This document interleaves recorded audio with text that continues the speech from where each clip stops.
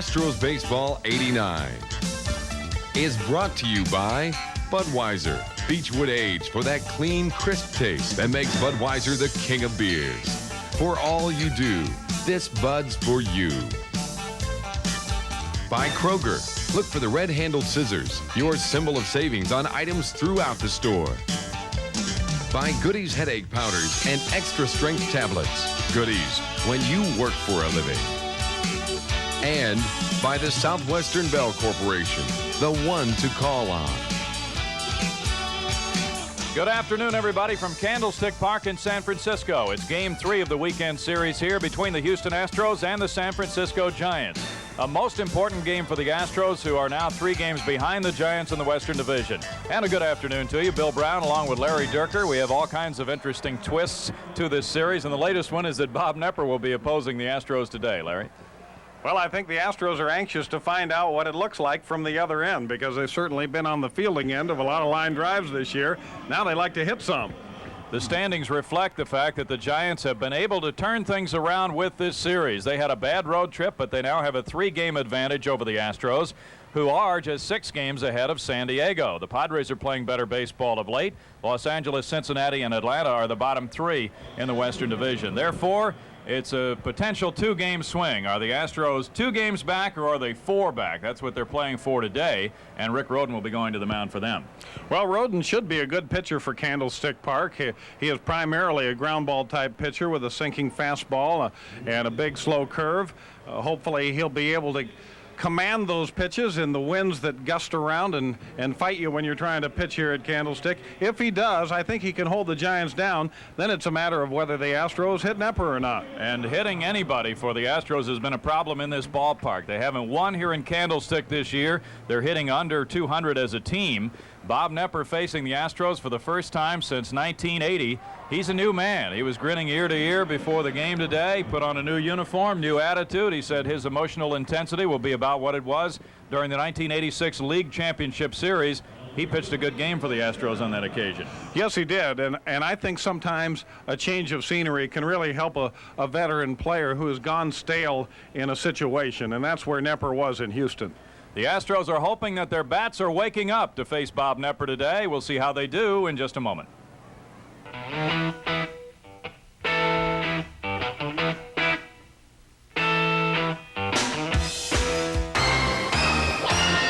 For the fire, for the drive, for pushing hard each time you try, for the hero staying true, for the team for coming through. This blood's for you. In '88, she won her 3rd consecutive world title and 10th world championship. She's Bernie Little's Miss Budweiser. This blood's for you. Only one long-distance company offers so many ways to save 24 hours a day. No matter when you call, only one company, AT&T. Our Reach Out America plan lets you save 24 hours a day with all the service and quality of AT&T. No one even comes close. No one. Call 1-800-REACH-OUT now. Listen to the scissors cutting all around. Don't you love the sound of the price coming down? Don't you love the sound of the price coming down? USDA Choice Boneless Beef Round Steak, $1.39 a pound. Sparkle Paper Towels, single rolls, 2 for $1. Limit 2 per person with $10 purchase or more. And Michigan Blueberries, 5-pound box, $5.99.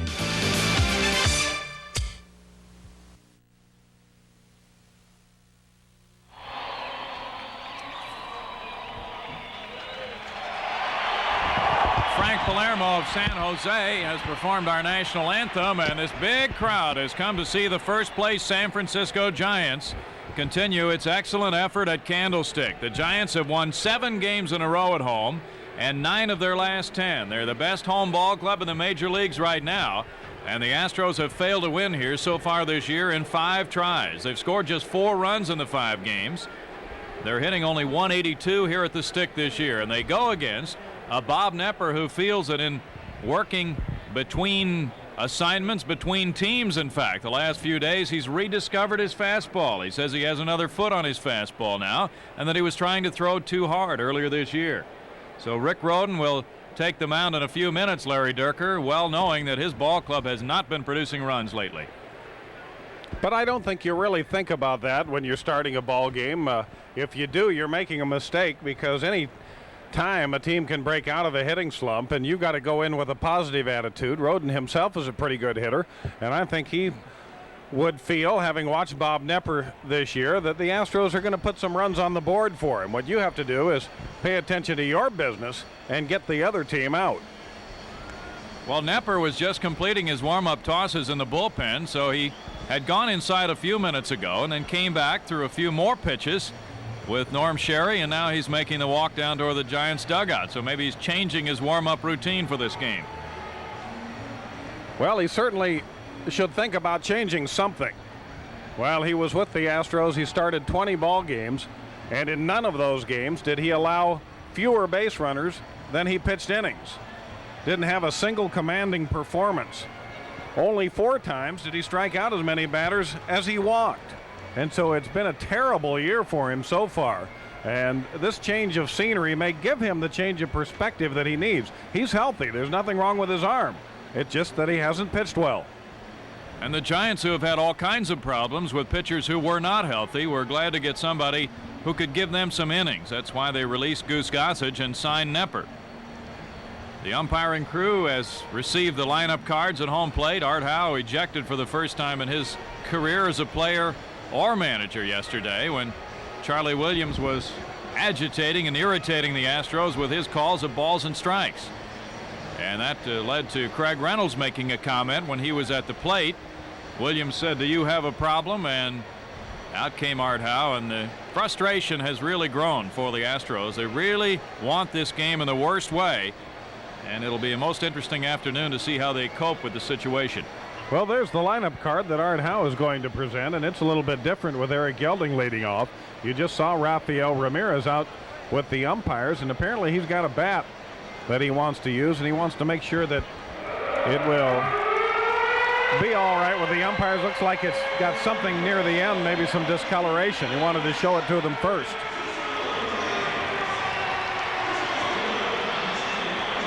Bob Nepper of Calistoga, California, walks out to the mound. The memories return, perhaps, flashing through his mind of the beginning of his career. He was drafted in the 2nd round by the Giants in June 1972. Had some fine years here, but was traded after the 1980 season, and things had gone sour for him at that time. He's waiting for the ceremonial first pitch to be thrown out. And there it is to Kurt Manwaring. And now very soon Nepper will take the ball and begin his tosses from the mound. He's wearing number 28. He's back in the Pacific Northwest, living in Roseburg, Oregon, not too far from here. And Bob Nepper told me before the game today, this is just the dream way to wind up my career. He said, "I'd love to come back and give them a good 2 months here, and then maybe pitch next year and maybe another year after that here." There's nothing that's going to stop him in terms of his physical well-being. It's just a matter of whether or not he can make the pitches that he's made during his career to win 140 ball games. And I'm talking about that good sinker away, the slider, and the curveball in the strike zone. His problem this year is he's been behind almost every hitter he's faced, and he's allowed so many base runners, 195 of them in 113 innings. There's no pitcher that's good enough to pitch out all that trouble. No, sir. Eric Gelding is the starter at second base. Billy Doran's been in a tailspin, and Art Howe wants to go with Gelding today against Nepper with all the off-speed stuff. Rafael Ramirez and Craig Biggio are the next two. Biggio moved down to the number 3 spot in the lineup with Doran out today with resting there, and Davis is 4th, Caminetti 5th, Billy Hatcher and Mark Davidson are the right-handed hitting outfielders, joining Gerald Young, the switch hitter, and Rick Rhoden, a good hitter himself.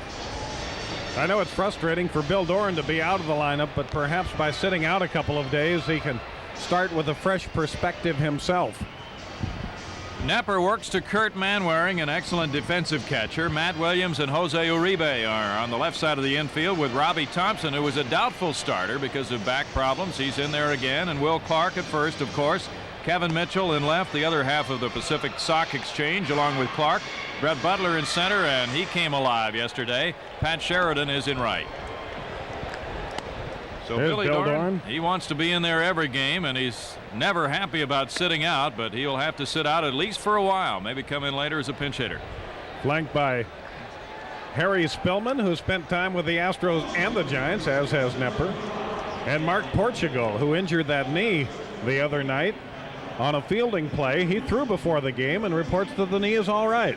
The Astros will welcome any good news physically. John McSherry is the home plate umpire with Joe West at first, Jerry Crawford at second, Charlie Williams at third.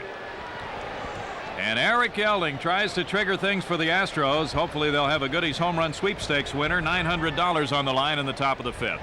Yelding's had only 43 at-bats. He's been with the club all year with 10 hits. And he looks at ball one. The Astros have scored just one earned run in their last 39 innings here at Candlestick.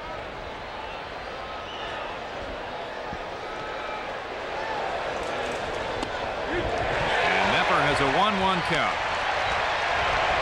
Bob's last outing before being released by the Astros was in relief against Philadelphia. He allowed 2 hits and gave up 3 runs, faced just 3 batters, and left quickly in a 4-3 loss to Philadelphia. Yelding lifts one to Sheridan in right. 1 out.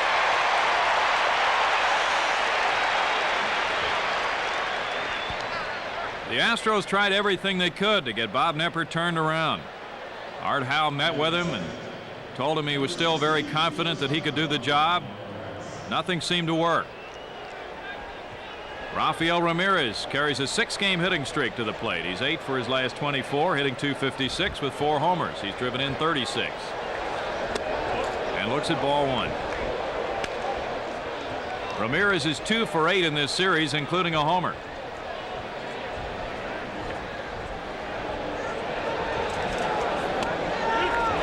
Strike, and it's 1-1. Of course, Nepper has been with the Astros since 1981. So he hasn't faced them since then, but his career record is 6-3 against Houston with a 2.34 ERA. 2 balls and a strike. One thing Nepper may be able to do in the early going today is to get ahead of the hitters by just throwing one down the middle on the first pitch. I don't think anybody's going to be swinging at the first pitch for a while. There's a check swing down the line in right, and it drops for a base hit for Ramirez, who will hold with a single. That gives him a 7-game hitting streak, and it was an excuse me base hit, but the way the Astros are going, they will not say excuse me. No, they'll just say thank you. They try to go on from there.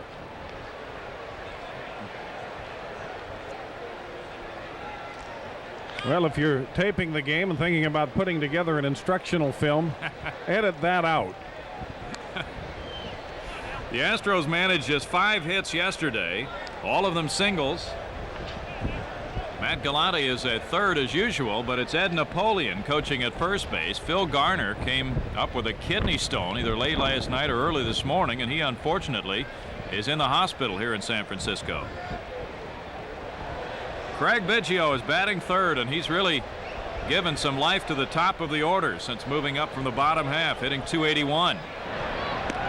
And Biggio, who was batting 8th quite a bit of the time earlier this year, has 8 homers. He's driven in 39. Since moving to the upper part, he's hit .355. In 17 games, he scored 13 runs and driven in 10. And he looks at ball one. The Astros are probably very intense mentally about this game. That could prove to work against them. Yes, it really could. You have to be very patient to hit against Bob Nepper.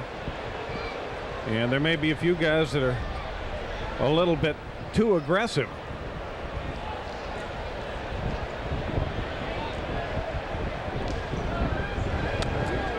Two balls and no strikes. So Biggio, who went from being battery mate now to opposing hitter with Bob Nepper, has a count in his favor. Takes a look at Matt Galante to see if he's going to be taking a pitch or swinging away. The Astros, with a 4-game losing streak, have tied their longest negative streak of the year. It's the 3rd time they've lost 4 in a row. 2-1 now. When Nepper has things going well, he can be in a rocking chair on the mound. And in those 6 wins, he has 3 shutouts against Houston and 13 games pitched against them.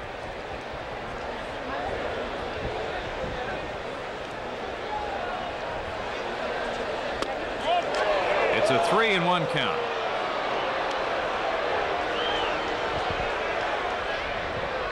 Roger Craig, who's been a motivational influence for many of his pitchers, has a way of being able to work with a veteran pitcher and turn his career around.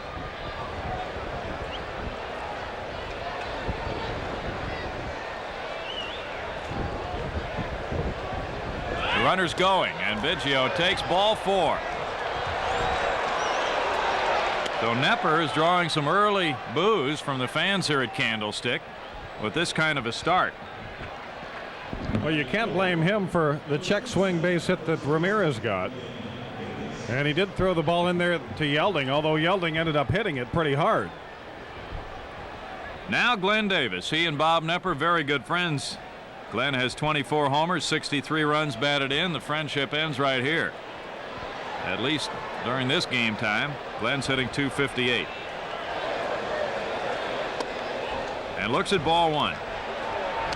It must seem awfully strange for some of the Astros hitters to now be facing their teammate of so many years. They've certainly faced him a few times in inter-squad games at spring training. This is a little bit different. Davis hits one toward Brett Butler. 2 outs. Well, Nepper seemed to think that he had found the sinking fastball and wanted another chance to pitch in Houston, and now he's pitching for the Giants. And so far in this game, it's hard to imagine that it's sinking very much because all 3 balls that have been hit into the air. Wind is blowing across, if you judge by the flags in center field, and out to right field. The way it looked during batting practice, the ball was carrying very well to right field and not to left. That can be almost a jet stream effect at times in this park. Ken Caminetti's hitting .256, 6 homers. He's driven in 48 and takes a strike. Caminetti 0 for 6 with a walk in this series. As a right-handed hitter, he's at .342 this year. Biggio behind Ramirez on the bases.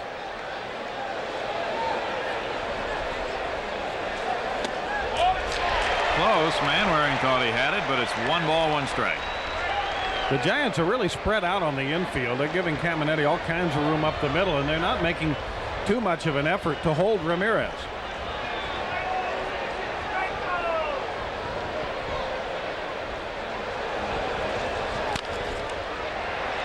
Matt Williams makes a play, and Nepper works out of a jam in the first. No runs, 1 hit. No errors, 2 left. After 1/2 inning, there's no score. When I made the big leagues, I was the talk of Katy, Texas. But now the big news is Texan Ford. Texan Ford has over 700 new Fords in stock. Take your pick. Mustang LX, Escort GT, or Tempo GL. Your choice, $89.89. Only from Houston's #1 retail Ford dealer. Our '89 season's in full swing. Mustang LX, Escort GT, or Tempo GL. Your choice, only $89.89. So take it from one winter to another. When only the best will do, it's Texan Ford and you.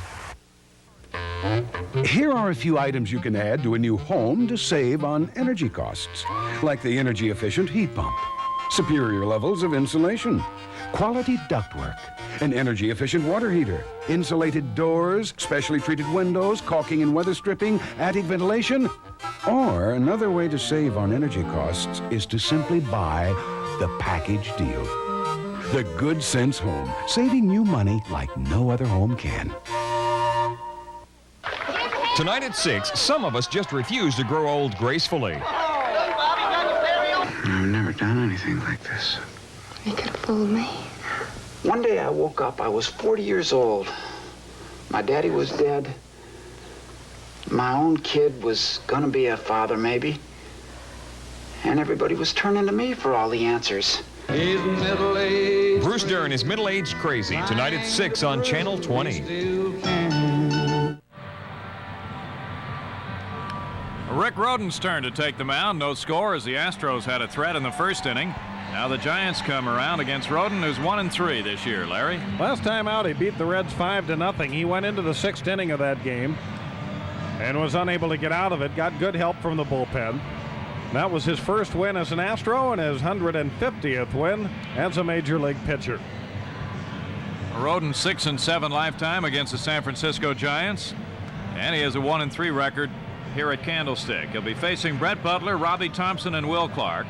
Kevin Mitchell bats 4th. Matt Williams is at 3rd. Pat Sheridan in right. Kurt Manwaring the catcher. Jose Uribe the shortstop, and Bob Nepper the pitcher.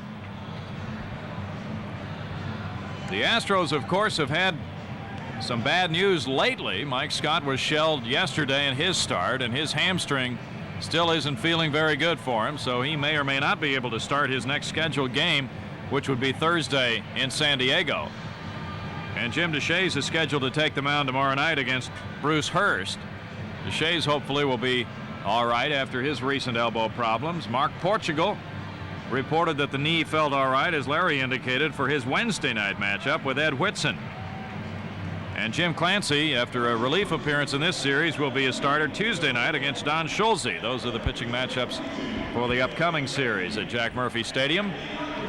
So right here, Rhoden hopes to notch his 2nd straight win.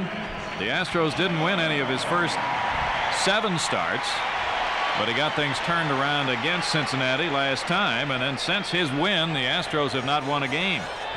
So Rhoden again can be a stopper, facing Brett Butler. Butler had a 3-hit game yesterday, the 6th of his season. He hit his 4th homer. He's driven in 26, hitting .281. And that one really got away from Rhoden. Ball 1. Rhoden has changed a little bit as a pitcher since leaving the Pirates, going to the Yankees, and then coming back to the National League. He used to throw a lot of sliders. Now his primary breaking pitch is a curveball. 1-1 to Butler. Had good movement on that fastball. Now the flags are blowing the other way, Bill. Good luck playing the infield or outfield today. Or pitching, for that matter. The wind will affect your pitches, especially your breaking stuff. But the slower you throw the pitch, the more the wind takes control of it. And one of the problems you have as a pitcher is adjusting as the game goes along. You may go out there in one inning and have a big curveball. The next inning, when you throw it, the wind may knock it down and shorten its arc. So you're constantly trying to adjust. In fact, I think that's one reason the guys that have the good sinker can pitch well here, because it's a pitch you throw hard and it goes down. You just try to keep it around the knees and don't worry about hitting corners that much, and it makes it a little easier. 1 ball, 2 strikes, the count on Butler.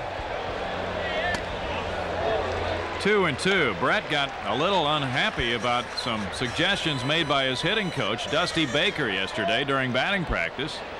Apparently Butler wasn't heeding Baker's advice, and Baker said, well, I won't help you then. Butler grabbed a bat and took it down in the tunnel and did some damage. But that snapped him out of his slump. Just got mad. And Yelding retires him. 1 out.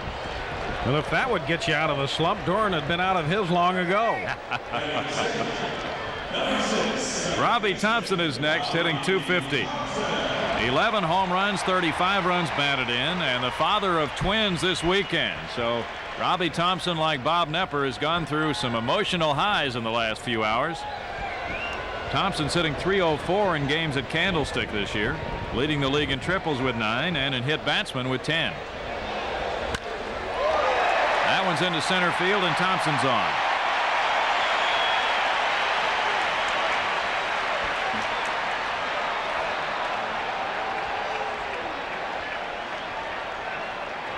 And now it's Will Clark. Clark, in his last 18 at-bats against the Astros, has 9 hits, 3 of them homers, and he's driven in 6. He's a .405 hitter against Houston this year, including 4 homers and 11 runs batted in. 17 and 79 overall with a .334 average which is third best in the league. He's only 2 points behind Tony Gwynn, and very soon Barry Larkin's name will drop out of the league leaders because he's been on the shelf so long he won't have enough at-bats to be listed. In fact, Larkin would not have enough plate appearances this year with the time he's missed through injuries to qualify for the league batting title, so you really might say for now looks as if Tony Gwynn and Will Clark will be up there battling it out. Well, I think I'd put my money on Gwynn. Yes.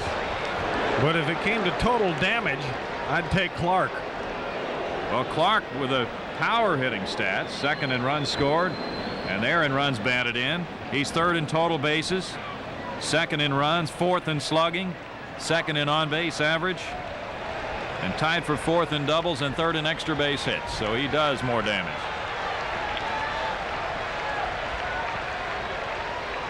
The Astros, interestingly enough, are not overshifted against Clark the way they have been in this series and the way they were in the Dome against him. It may be that Rodden's got a different idea about how to pitch him, and because of the way he plans to work, they've changed their defensive alignment. Runner goes, and Clark protects by swinging. There's a throw, not in time. Nice throw by Biggio, but Thompson had the jump, and he got his 9th stolen base. He's only been caught twice.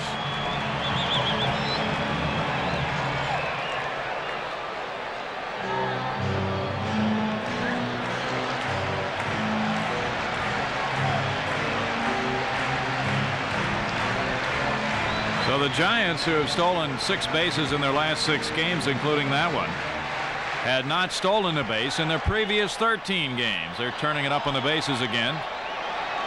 1 ball, 1 strike, the count to Clark.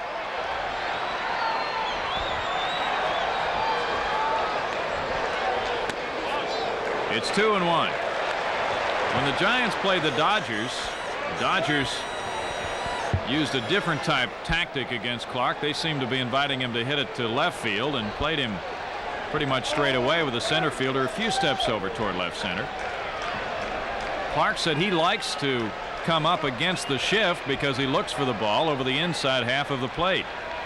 That's the problem with it. If the pitcher sees all the defensive players on one side of the field, he feels obligated to make the hitter hit that way, which gives the hitter an idea how he's going to be pitched. Biggio and Rodden aren't together on the signs. They'll talk it over. The Astros had to change their signs, the entire set of them, with Bob Knepper joining the Giants, of course. Art Howe tried to spark something yesterday as he and Charlie Williams went at it. Nothing happened offensively for the Astros. Now they're hoping that Rodden can shut down Clark and perhaps Mitchell behind him here.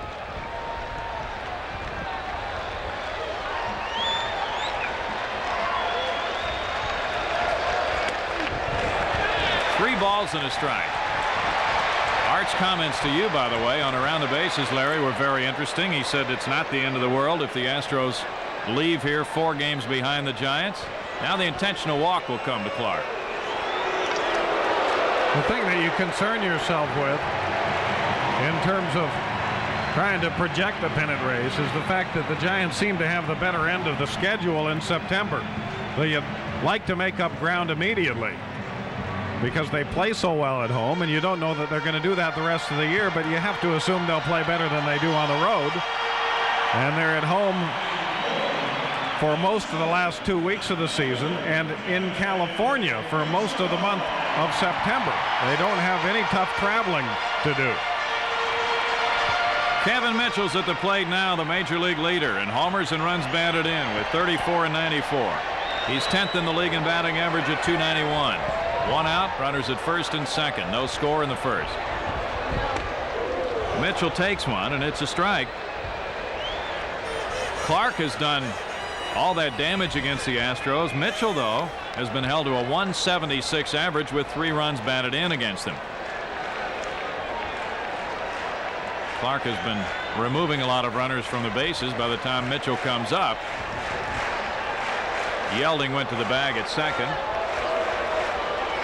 You would have to imagine that there are some teams around the league that have been able to retire Will Clark and can't get Mitchell out. Yes, sir.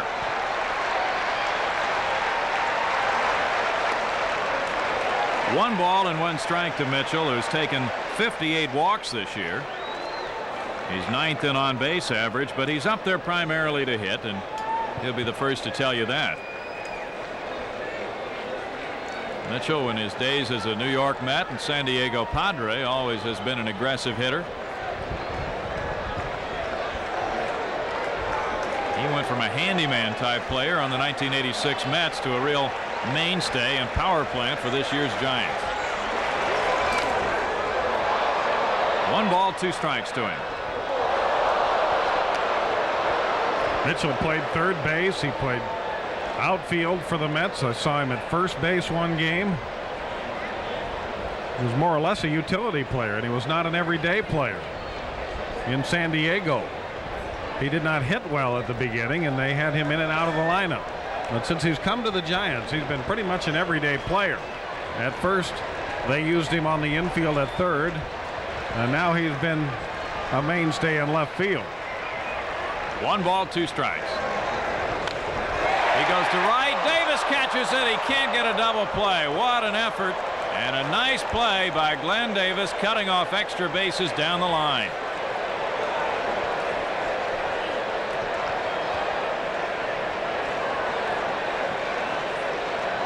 Oh, just another easy out. Roden was trying to get that ball in. He got it away. Davis went high to get it. But Clark was alert enough to get back. Nepper worked out of a 2-on and 1-out jam in the first, and now Roden tries to do that same thing against Matt Williams in the Giants half of the first. Williams has 4 homers. He's driven in 8 with a .206 average. Caminetti is right there, and he'll play it to first. That will do it. Roden and Nepper both escaping big problems in the first inning. No runs, 1 hit for the Giants. 2 men left. Fine defensive play by Glenn Davis helping, and through 1 there's no score.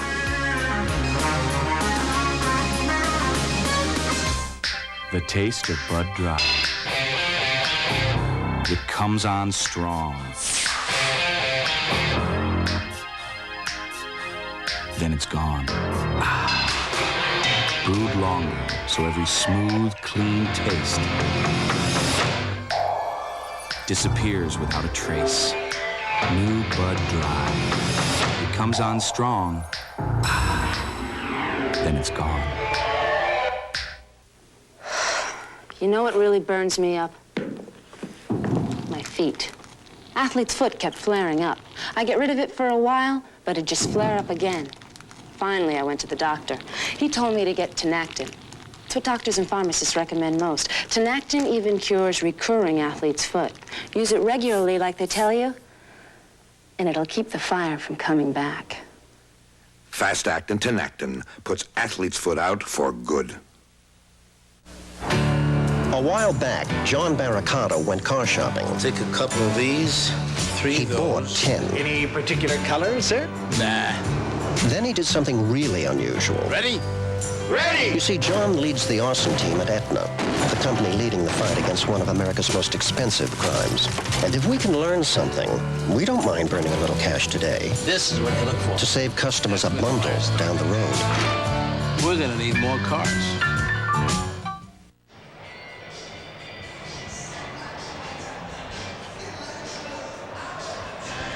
Wednesday, August 16th, the first 15,000 kids 14 and under at the Astros-Pirates game will get their own set of Colt 45 trading cards, courtesy of the U.S. Forest Service.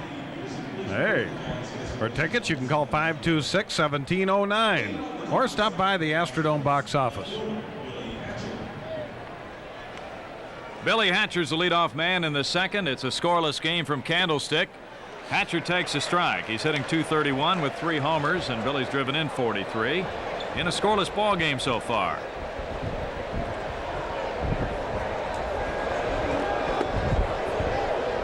One ball and 1 strike. Terry Poole got the nod in left field each of the last 2 games here at the Stick. So Hatcher's up for his first at bat of the series. Nepper brings swings in the slow curve, and it's 1-2. Well, Hatcher has always been a streaky hitter, and he's been cold lately. Not time for him to heat up again. He lunged at that pitch, and Uribe is waiting to retire him. 1 out. Knepper's slow curve, at least once earlier this year, was clocked about 57 miles per hour. Hard to make yourself wait on a pitch that slow, because most of the pitches you see in the big leagues come in between 70 miles an hour and 90 miles an hour. You get a pitch that's way out of that range, either 95 or 97, a guy that throws extremely hard, or a very, very slow pitch, and it's hard to time. Here's Mark Davidson now, former Twin, looking at ball 1. Davidson hit his home run in Philadelphia off Dennis Cook, the former Giant. He has 2 runs batted in and a .200 average for 30 at-bats.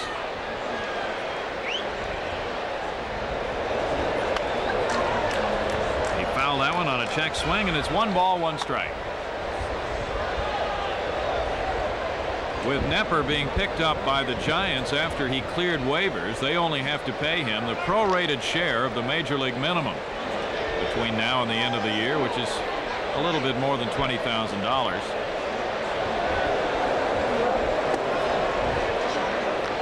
Two balls and a strike.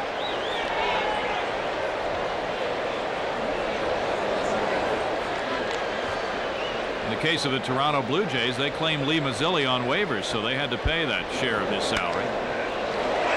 Matt Williams makes the play. 2 outs. Probably looking at the 2 third basemen of the future in the National League in this game today, Caminiti and Williams. This guy is big, 6'2" and 205, but he plays like a smaller man. He can play short. He's got soft hands and a good strong arm. And high grass to help him a little bit here. Gerald Young's hitting .229, but you can overlook that when he's playing the brand of center field he played yesterday. What a catch he made on a ball hit to right center to the warning track by Matt Williams in the 4th inning. Sheridan's waiting. Knepper has an easy second in 1-2-3 fashion. After 1.5, there's no score.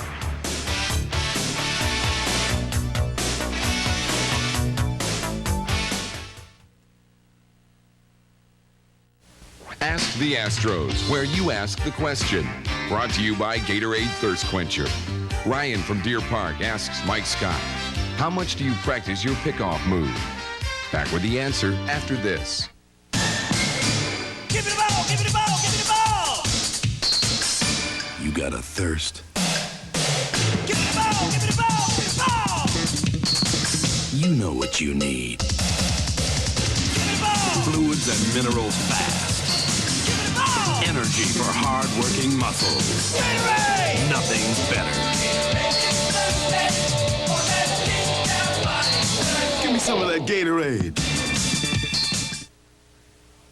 Well, Ryan, we in spring training, we all work on pickoffs to second and first, basically, and once in a while we'll try to pick off at third base, but it's one of the routines that we do every day in spring training, and during the season you get away from it a little bit, but we pretty much got it down by the time spring ends.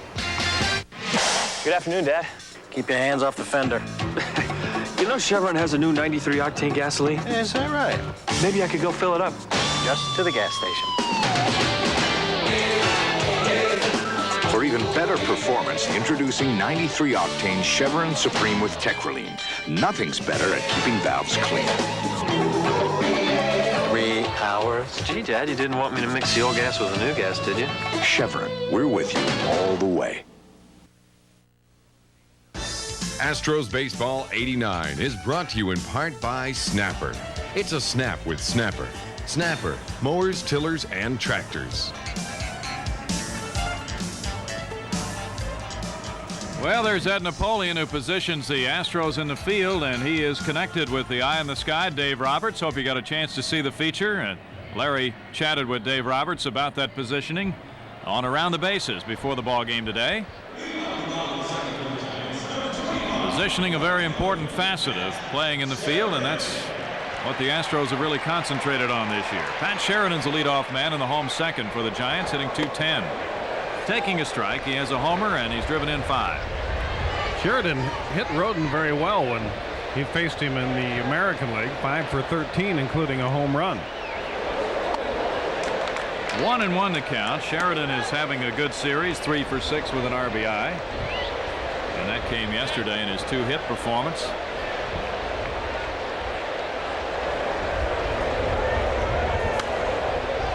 One ball and 2 strikes. Roden had the rehab time at Osceola, of course, after his injury sidelined him for quite a long period of time. Bursitis behind the right shoulder.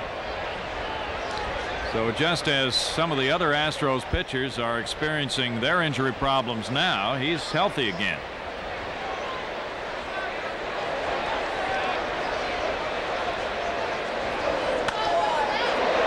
I don't understand why the Astros are trying to pitch him away now.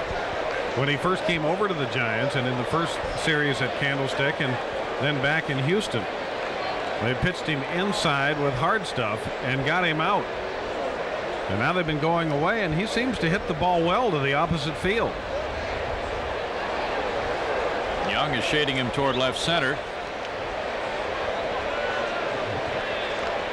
Kurt Manwaring on deck. Texas leads Baltimore 2-1 in the last of the 9th inning. 2 balls, 2 strikes. The Orioles beat Nolan Ryan last night. Toronto got a 1-run win over the Yankees today, 6-5. Kansas City's on top of Minnesota 3-2 in the 8th.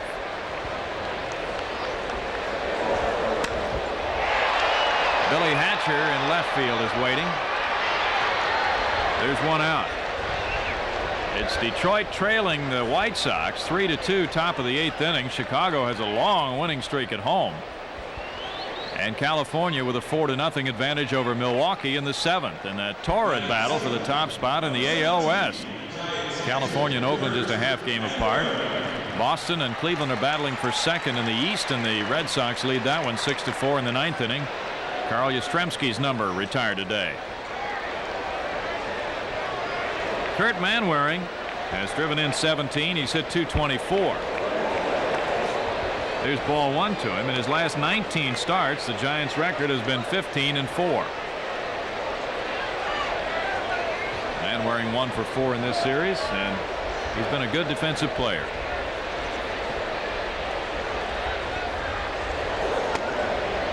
Just missing outside. Roden falls behind 2-0.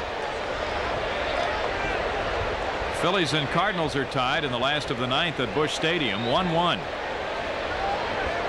Montreal has the jump on the Mets 1-0 last of the 5th inning at Shea. Mark Davidson is backpedaling. Long way to the warning track for Manwaring for out number 2. You can see how the ball is carrying to right field. Manwaring is not a power hitter by any stretch of the imagination. He hit it all the way to the warning track to the opposite field.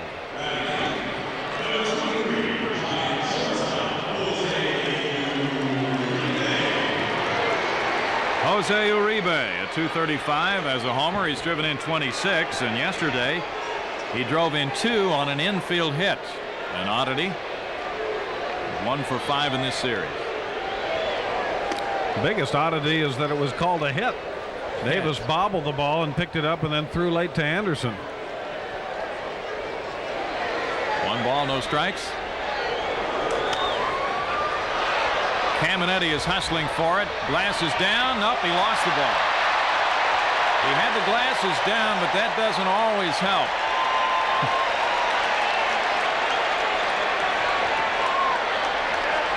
He had a long way to go, and there is all that room in foul territory. Now he's checking the sun once again. He tried to get the glasses down. I don't think he got them down. Oh, he missed.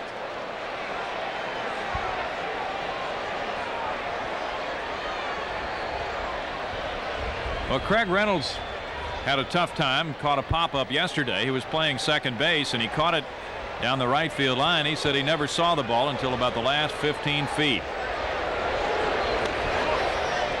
2 balls and a strike. He said he had his glasses down, then he flipped them up when he couldn't locate the ball, and then he flipped them down again, and he finally saw it.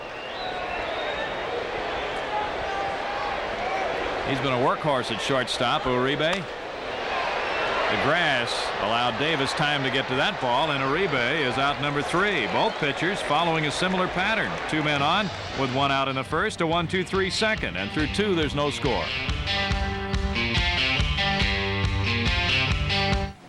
Somewhere there's got to be a cure for athlete's foot. Step up to the mic. Mike? Micatin. It cured my athlete's foot. It's got something the others don't. Miconazole. There's nothing more powerful. Hey! I'm giving away advice, not Micatin. Say, what you got for my athlete's foot? Step up to the mic. Mike? Micatin. It cures athlete's foot. There's even a deodorant Micatin. Then I'll take the Micatin. To go. Step up to the cure. Step up to the mic. Micatin. Look for new economy size powder. I'm Gene Morbig, State Farm agent. Right now, millions of drivers 50 years of age and over are saving important money with a State Farm discount, just like my policyholders, the Bimas. And now, because Ralph and Nyla are over 50, they're saving important money with a State Farm discount. If you are 50 or over and you want great service and savings too, talk to a State Farm agent now. And like a good neighbor, State Farm is there. Get a snapper and get a quick start on spring. Pack and sack will groom your lawn, ride first class to work is gone. It's a snap. Get a tractor for big power, trim it fast and save an hour. It's a snap. Edging is the final touch, cleaning up is not so much. It's a snap with a snapper. Options like the gutter cleaning kit, Thatcherizer, 30-bushel bag and wagon, and pack and sack make spring cleanup a snap. The snapper builds them all to last, get the job done really fast. It's a snap with a snapper. Travel arranged through Continental, which 5 times each day offers Houston travelers the only nonstop service to San Francisco. Continental, working to be your choice. Friday, August 11th, it's Travel Mug Night in the Astrodome, and the first 25,000 adults at the Astros-Reds game that night get travel mugs from Gatorade. For tickets, visit the Dome box office, Ticketron, or call 526-1709. Well, the Reds posed all kinds of problems, as you know, for the Astros to begin this road trip, so they'll get a chance for a payback there in the Dome. Big crowd looking on as the Giants and Astros have made it through 2 without a score. Rick Rhoden's the leadoff man in the 3rd. The Astros, in fact, haven't put a run on the board in 14 innings in a row now. And it's Rhoden who will try to get something sparked. Good hitter, 2 hits and 17 at-bats this year, but without a chance to be in that rotation for very much time. There's ball 1 to him. Rhoden is a .236 lifetime hitter with 9 homers and 75 RBIs. 1-1. Bob Knepper was traded December 8th, 1980, along with Chris Borges for Enos Cabell. That brought him to Houston.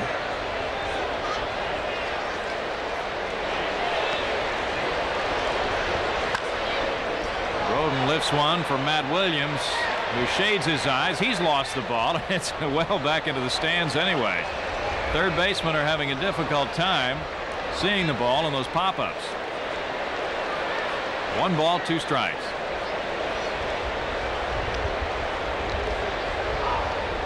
It's just such a bright day that sunglasses don't always do the trick. If you're seated in the shade right now, you've probably got a coat on. But some of those who are in the sun don't even have shirts on.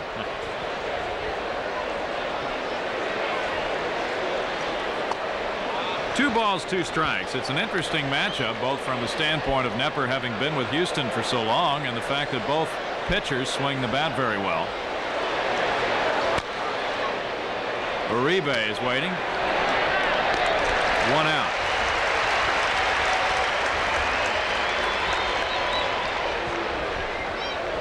Knepper lost a game to the Giants earlier this year here at Candlestick. That's his only outing here this season. He pitched well, but the Giants won it 3-2, and in that game Knepper hit his 6th career home run off Don Robinson. He's the 13th pitcher to start a game for the Giants this year.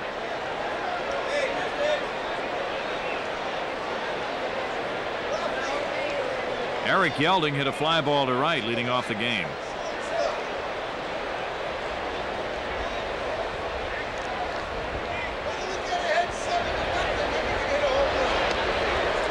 Yelding takes ball 1. course, with the speed of Yelding, there's always a distinct possibility of a bunt.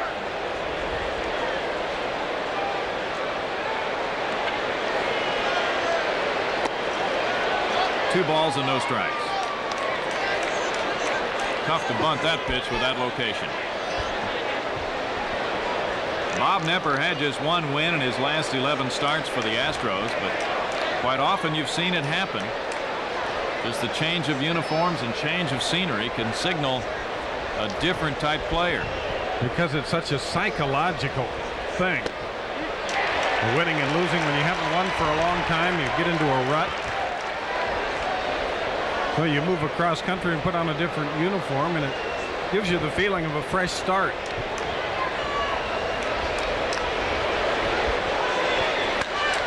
Yelding charges one for Kevin Mitchell and hit it all the way to the warning track, but Yelding hasn't been able to take advantage of his speed with the two fly balls. 2 outs.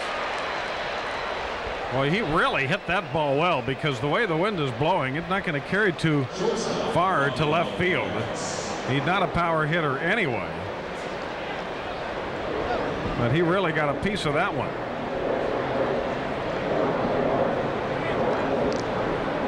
Rafael Ramirez singled to right in the first on a check swing blooper. Looks at ball one. The Giants' earned run average here in their home ballpark is 2.13. On the road, it's 4.14.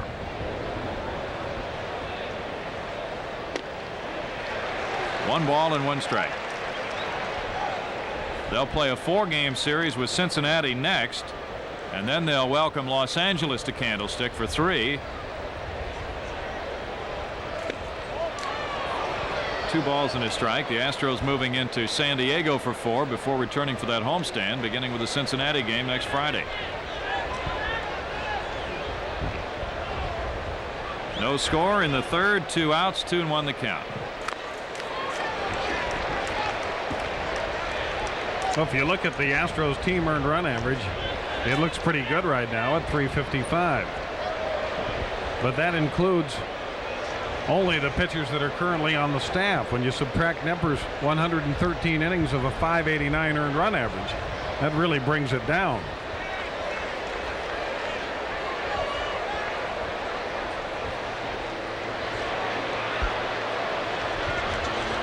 Wind still showing different signs on the flagpole. 3 balls, 2 strikes. It seems every time we check the flags, they're blowing in a different direction. And you know the fielders are checking them just constantly. Ramirez draws the walk. That's the second walk for the Astros in the game. And Rafael, who's normally up there to hit, doesn't draw all that many walks. It's only his 16th of the year. Biggio drew that first base on balls on a 3-1 offering in the first. Cubs and Pirates are tied in the 10th at 4, and Cincinnati beat Atlanta 3-2.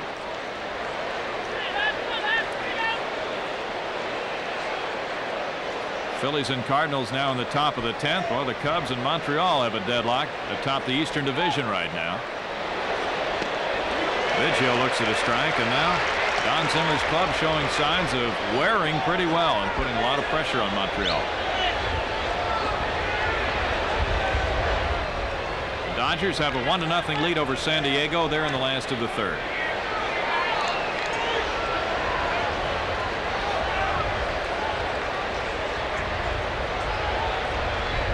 Knepper checks Ramirez with a throw. The Astros have played well against left-handed pitching this year. They're 21-13 against left-handed starters.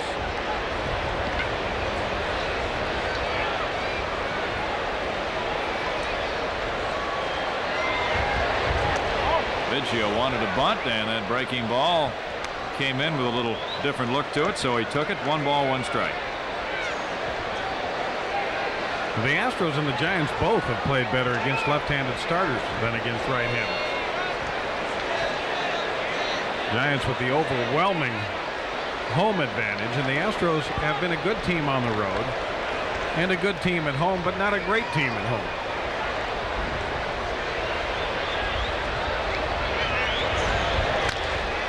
Nepper, the ball gets away from him, and he won't get anybody. He got the glove on it, but the ball dropped out of his glove, and Biggio reaches. Ramirez moving to second. Well, now Davis will have another chance. He came up with men on first and second in the first inning and hit a fly ball out to center field. Nepper was wise here and not trying to make a throw there. He wasn't going to get Biggio and stood a chance of throwing it away. It's a base hit for Craig, whose 8-game hitting streak ended yesterday. Glenn Davis hit the ball in the air to Brett Butler with 2 men on in the first. Taking ball 1. Scorers here are pretty charitable with their base hits. Yes. Davis is tied for 5th in the league with extra base hits, 43, 7th in slugging, 4th in total bases. 3 hits in his last 20 at bats. Now wearing those tinted glasses. It's a foul ball for Matt Williams. The count 1 ball, 1 strike. If Davis gets a hold of one and hits it as solidly as Yelding did, the wind will not stop it. You can see those glasses that he's wearing now. He has had trouble hitting in day games all year long and has now used them at different times of the day to see what effect they might have. Used them a lot in practice, and he thinks they're going to help. Rafael Ramirez hit a homer off Don Robinson in the 6th inning Friday night. That's been the last extra base hit the Astros have had.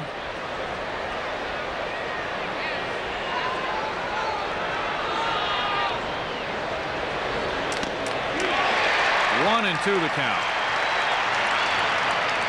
Davis hit his home run Thursday in that 18-2 loss to Cincinnati. That's his last long ball.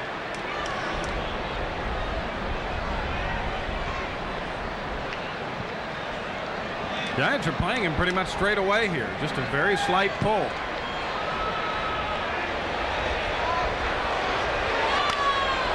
He hits one past Uribe. It really fooled him. Now Ramirez will score. Biggio to third. The Astros lead 1-0.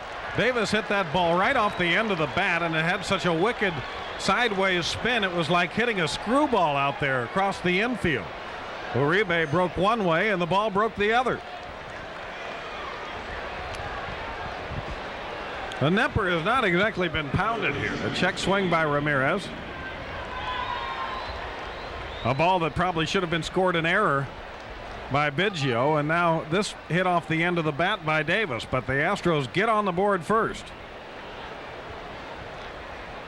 Well, they break that scoreless inning streak now at 14, and now Caminetti has a chance to make it a much bigger inning. He grounded out to Matt Williams in the first with a couple of men on.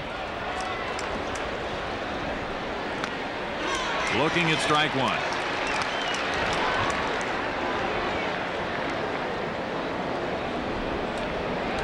These two teams won't see each other again until the 8th of September in the Dome when they play a 3-game series, and they have 3 more remaining here later in September.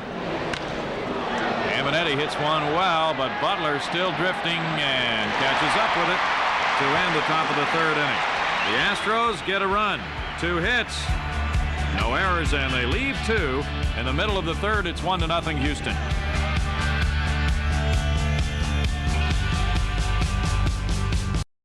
What do you get when you team up America's finest video photographers with 40 local news stations and give them the assignment of capturing 24 hours in our country's life?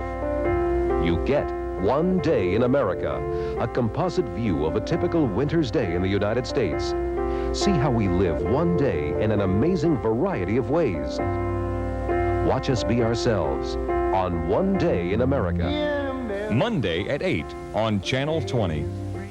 Steak and ale on signs to avoid in restaurants. Signs like, "We hope you'll like your steak." Or, "Relax, it'll be okay." Or, "Trust us." Here's the sign to look for. The great steak, no mistake promise, only at Steak and Ale. It means your steak will be exactly the way you like, or we'll do whatever it takes to make sure it is. So to the wrong sign, say goodbye. The right sign is the legend in steak. Steak and Ale.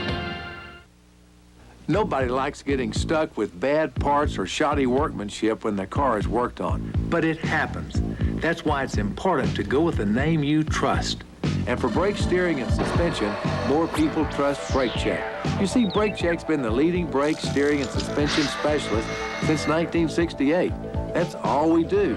And when we fix your car, it stays fixed. That's why we've got the strongest guarantee in the business. Brake Check. Anything less could cost you more. August 17th, the first 30,000 adults 21 and over at the Astros Pirates game get a Colt 45's cap from Bud Light.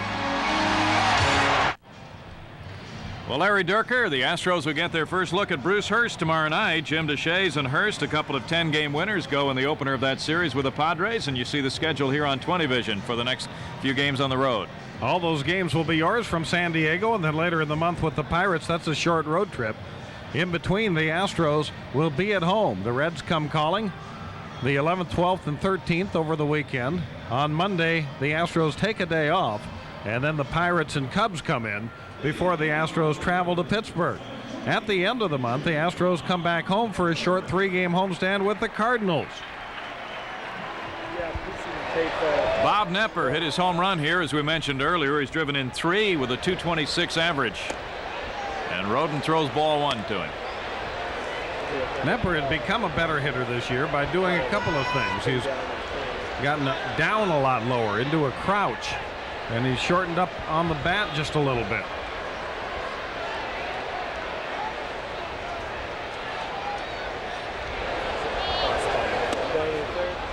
Roden changed speeds on him a little bit. It's 1-1 now. Brett Butler to follow, and then Robbie Thompson will be next. 1-0 Astros in the third. The Giants have just been bashing their opponents. They've outscored them by 89 runs this year, while the Astros are even with runs scored and runs allowed. 2 balls and a strike. So they've had different types of clubs. The Astros in general have won a lot of close games, but they've had 3 one-run games with the Giants, and the Giants have captured all 3 of them.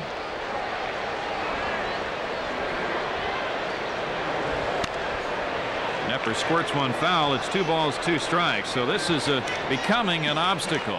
Art Howe mentioned as he chatted with Larry on Around the Bases that, well, we'll just have to come in and sweep 3 games in September if we lose this one. But you know that this is one the Astros particularly want to win today. To get a little respect.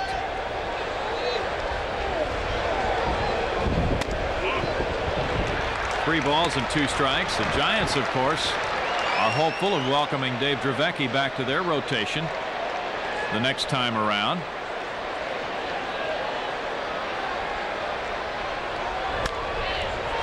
Knepper puts one, and that'll be out of play for Caminetti. Still 3-2.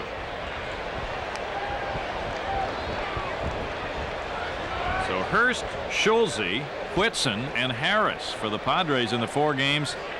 The Astros seeing both of the first 2 pitchers for the first time this year, Hurst and Schulze, and Greg Harris has worked against them in relief, but he's now a starter. That'll be a different look. Knepper smacks one. Mark Davidson lets it get by him. Knepper will take the turn. He's going to second. Young didn't pick it up right away, and he's safe.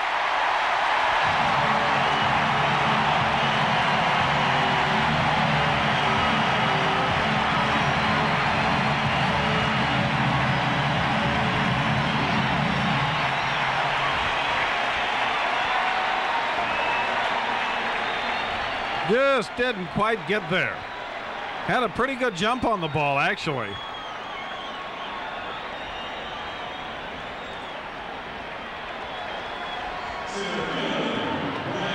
A game of inches. Young bobbled the ball when he picked it up. And had he picked it up cleanly, he might have thrown Knepper out. So Knepper gets his 5th double of the year. That's the Giants' second hit. And Butler, who's an excellent bunter, is up. Now Yelding comes in as Roden looked around at him. We'll see what the Astros plan to do in this situation. Butler grounded out to Yelding his first time up. Brett has 16 bunt hits, and he also has 9 sacrifices. Davidson obviously felt he could catch the ball, and that's why he made the big effort. But now the Giants are helped out by the fact that Nepper has reached second with nobody out.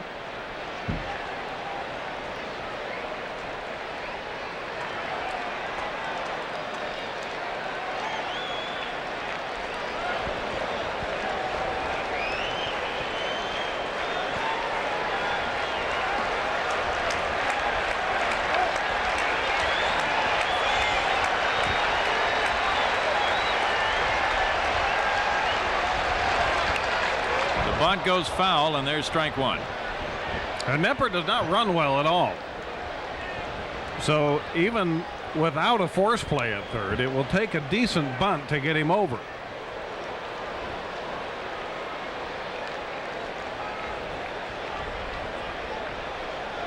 I wouldn't be surprised if they let Butler swing at this point, because even once you get him over, then it's going to take a base hit or a fairly deep sacrifice fly to get him in. Bill Fahey's coaching Nepper with his lead as Ramirez tries to hold him closer. And Nepper was getting a break off the bag. Biggio came up ready to throw behind him just in case. 1-1 the count. Nepper trying to get that walking lead at second, which makes it so much easier to keep in motion when the ball is bunted. 20 bunt hits last year and 16 so far this year for Butler.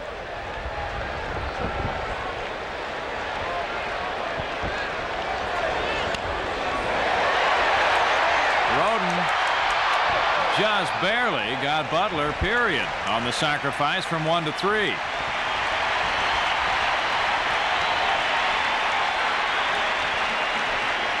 You have to be decisive when you pick this bunt up. You can't be thinking about which way you're going to go and take a look to third, because then it'll be too late.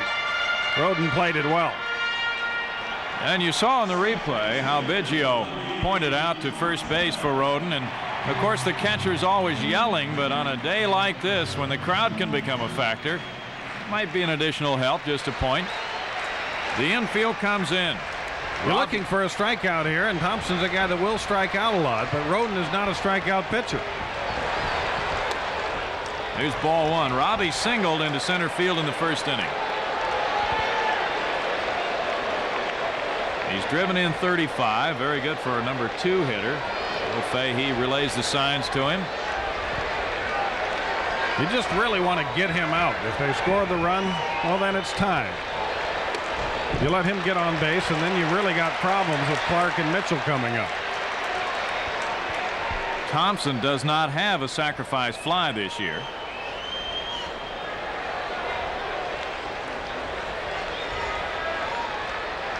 1-3-0 for the Astros, 0-2-0 for the Giants in the third. There's the bunt, the squeeze. Roden throws to the plate, not in time. It's a tie ball game. And Nepper scores a tying run after his double triggered the inning.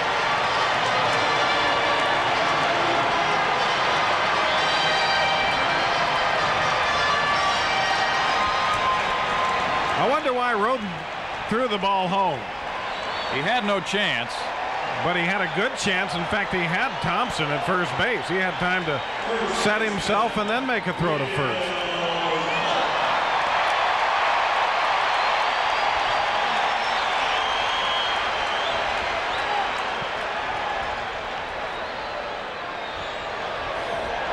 So Nepper came in, and Thompson reaches on a base hit, gets an RBI on a ball that traveled about 40 feet.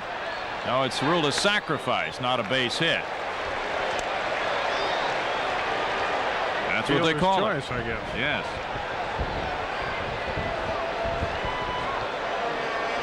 So the sacrifice, but still gives him an RBI, and now the count 1-0 to Clark. Well, the out on Thompson would have been important with Clark coming up, a long ball hitter. Robbie has 9 steals now as he pilfered a base back in the first inning. Do you think that Roger Craig's managing changes with the fact that the Giants have again been winning lately, or would that have anything to do with the way he would manage in a game like this? I think he's probably a little more aggressive at home because he got a big crowd behind him, which gets his players stirred up a little bit. It's a teamwork type of play, a squeeze play. Anytime you execute it, really fires the ball club up. And it's a gamble because if Thompson doesn't get the bunt down, Nepper, of course, is an easy out.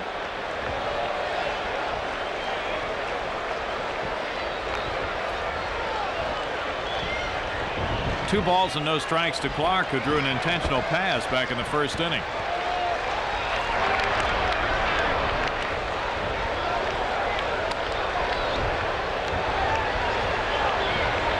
The Giants are hitting much better at home. That also parlays into their ERA situation. Much lower at home than on the road. They're hitting .263 at Candlestick, .247 away from it.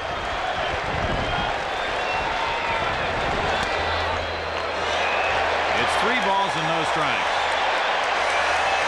And now, presuming Clark would have a green light in this situation. Oh, must be careful.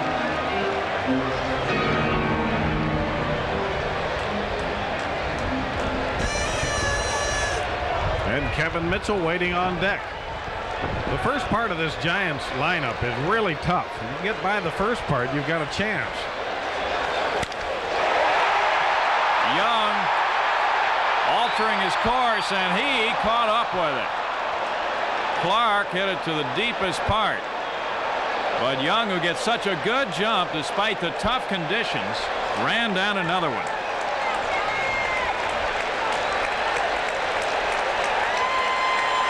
That's what you're supposed to do when you get the 3-0 hit sign. Get a good pitch to hit and hit it well. You can't hit it much better than that, but the wind knocked it down. And Young, who had the great jump, had time to circle a little bit, play the wind, and get it.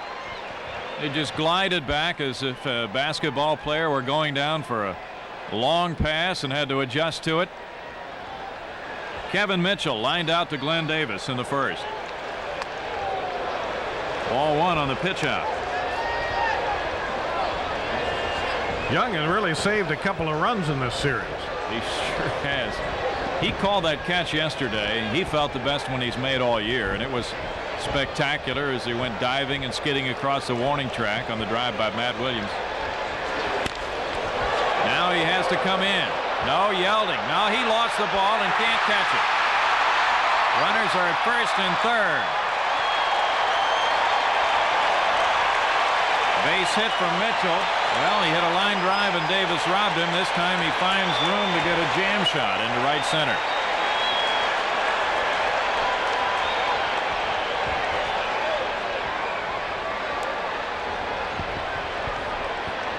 Well, with Yelding going out and Young coming in, you've got about as much speed closing on that ball as you could possibly hope for. Yelding could have caught it, but he just couldn't see it at the end. Still would have been a very tough play. Matt Williams grounded out to Caminetti with a couple of men on in the first.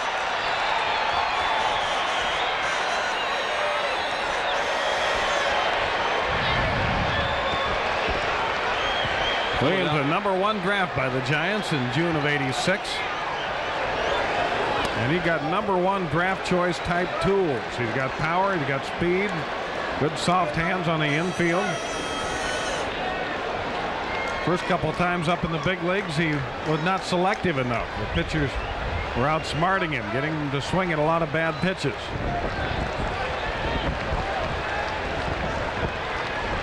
He's only 23. Rhoden makes a throw to first. Thompson with his bunt got the tying run in. It's 1-1 here in the third. The Giants bidding for more. Since Williams came back from Phoenix, he's hit .302. 2 balls and no strikes now with Sheridan on deck.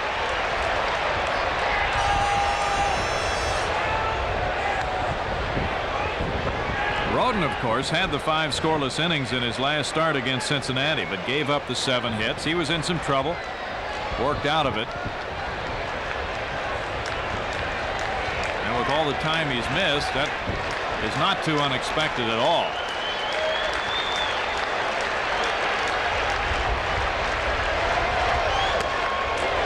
Three balls and no strikes.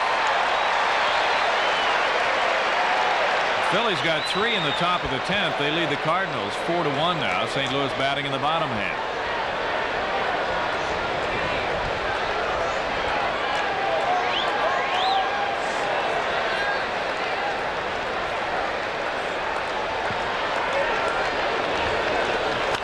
Williams got the green light on the 3-0 and fouled it back. So the Giants go ahead with Clark. They go ahead with Williams on those 3-0 offerings. Roden threw a breaking ball. I guess he figured Williams was going to be swinging. He's been pitching a very defensive game, though. Been behind most hitters, trying to hit corners, nibbling. It's the same way Nepper had pitched throughout most of the year with the Astros.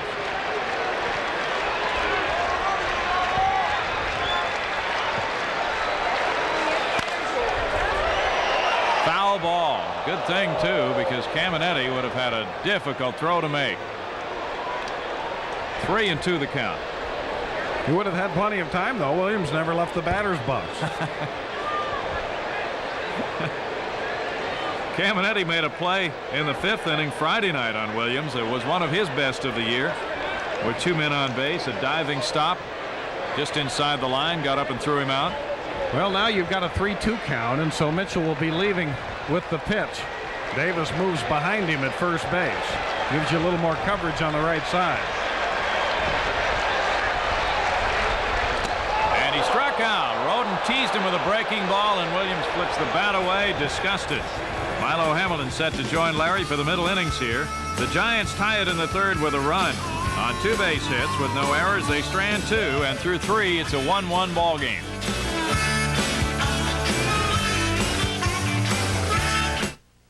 For the hope, for the heart, for the chance to do your part. Retailers like me are doing our part to help fight muscular dystrophy. And you can too.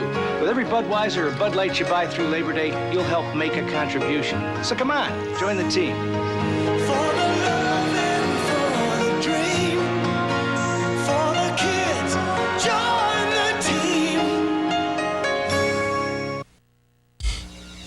Listen to the scissors cutting all around. Don't you love the sound of the price coming down? Don't you love the sound of the price coming down?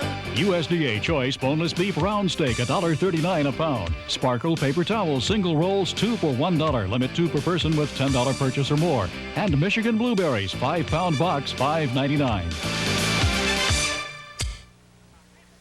Extra, extra! Kentucky Fried Chicken's new extra tasty, crispy, and a great deal. Millions cross the road to get it. 2 pieces of new extra tasty, crispy, mashed potatoes and gravy, and a hot biscuit, all for $1.99. Tastier. Great chicken. Extraordinary. But hurry! This tantalizing offer can't last much longer. Extra, extra! The new extra tasty, crispy meal. Just $1.99 at Kentucky Fried Chicken. Hey kids, do you know what time it is? Well, you'll know the answer to that one on Saturday, August 12th, when the Astros take on the Reds. It's wristwatch day in the Dome. The first 15,000 kids 14 and under get wristwatches from Coca-Cola. So for tickets, you can call 526-1709 or stop by the Astrodome box office. There's a look at that wristwatch. It's a nice item. Hope to see you there. And there's a look at what has transpired so far. Nepper and Roden battling in a close game. Both have pitched out of trouble. Roden with a strikeout of Williams in the bottom of the 3rd inning. So the Astros in the 4th. We'll start with Hatcher. It'll be Hatcher, Davidson, and Young. They came up and went down in order in the 2nd inning. To tell you what they do this time, Here's Milo Hamilton. All right, Larry, as we go to the fourth, Hatcher, who grounded to short his first time up, be followed by Davidson and Young. Final game of this 3-game series. The Astros were 1-2 in Cincy, 0-2 here. They'd like to get something going again before they head into San Diego. Ball high outside to Hatcher. Did not play in the first 2 games, and he has been less than effective against the Giants this year. There's a bouncer to the right of Thompson. Throws on, and it's one away.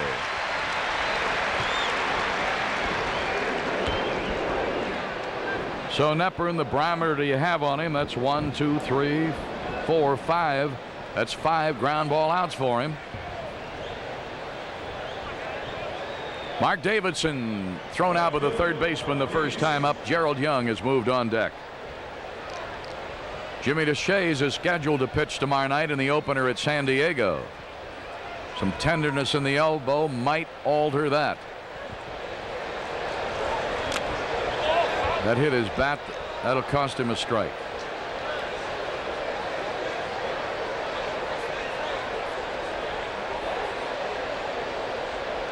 Portugal says he will pitch. Well, he threw today. That's a pretty good indication. If you can throw your stuff with something on it in between starts, then you should be able to make it. Question is, what will happen if he has to make some fielding plays in the next start? Because sometimes you can throw where you can't really run and cut. And the pitch on the way to Davidson. Slow breaking pitch. And Scotty's scheduled to pitch one of the games at San Diego. But it's hard to find anybody who'll tell you they think that'll happen. They just think that hamstring may have bothered him enough yesterday that they might have to skip him. And if that's true, they're going to have to do some altering in their thinking. You wonder if they would consider Goose Gossage, who was released by the Giants, because they've got Danny Darwin, who could start in the bullpen. I asked Bill Wood that today on his radio show. That's a strike, 2-2. He said they have been talking along those lines. Gossage probably won't clear waivers till Tuesday or Wednesday. That would be an odd set of circumstances, wouldn't it? Gossage released, the Giants signed him, or Knepper. Line drive center, Butler on, and he did not hang on to it. He got there. He was trying to hide it after he hit the ground. He turned his body sideways so the umpire couldn't see. And I think he was hoping he could get the ball in his glove and come up with it. What an effort. Oh, he lost his glove.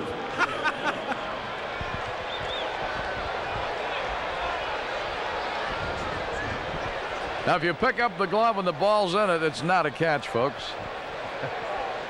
If you were to throw your glove at the ball to try to stop it, it would be a 3-base penalty.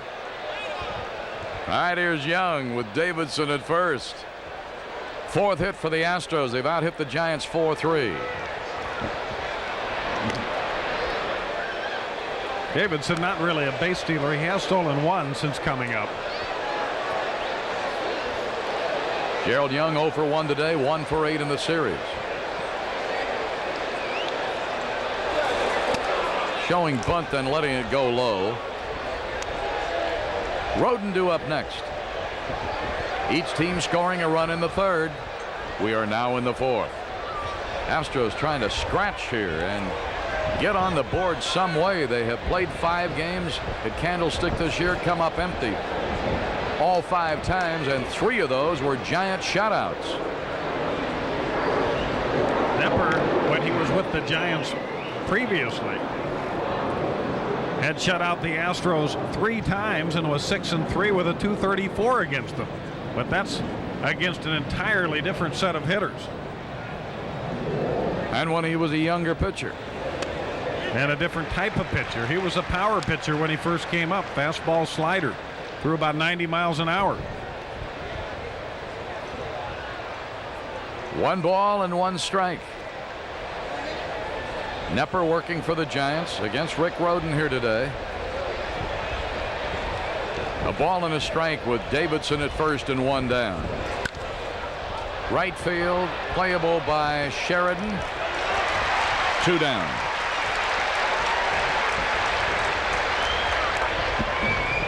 So Rick Roden will be the batter.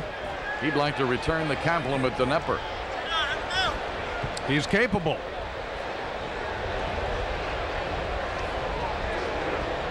So Nepper waiting for Roden to get in there with Davidson at first base.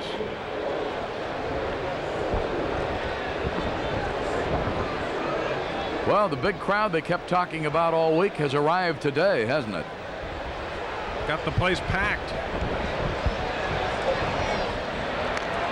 They're here for their mother's cookies, baseball, trading cards.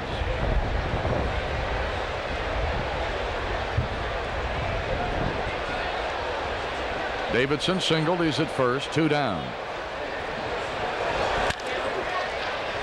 Thompson to his left. Second to first takes care of Roden. Davidson singled. He's left on.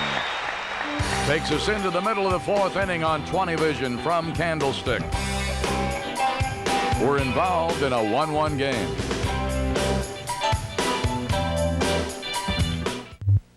So what are you doing back here? You had to come back here from some of my pie? Yeah, that too. What, there's another reason why you're back? I got a small crack in my radiator. Oh, I'm sorry to hear that. That's nothing to worry about. I just had to come over and pick up another check. They just gave it to you? Right here. Good. Pie's good, too. You're so nice, I don't even know what to say. You gonna come back soon? If you've had an accident and there's hidden damage, you're still covered. Another reason you're in good hands with Allstate, a member of the Sears Financial Network. Every new Chevrolet Corsica is protected by a 3-year, 50,000-mile bumper-to-bumper plus warranty. Because we know when you've got a family, you don't need anything else to worry about. The heartbeat of America. That's today's Chevrolet.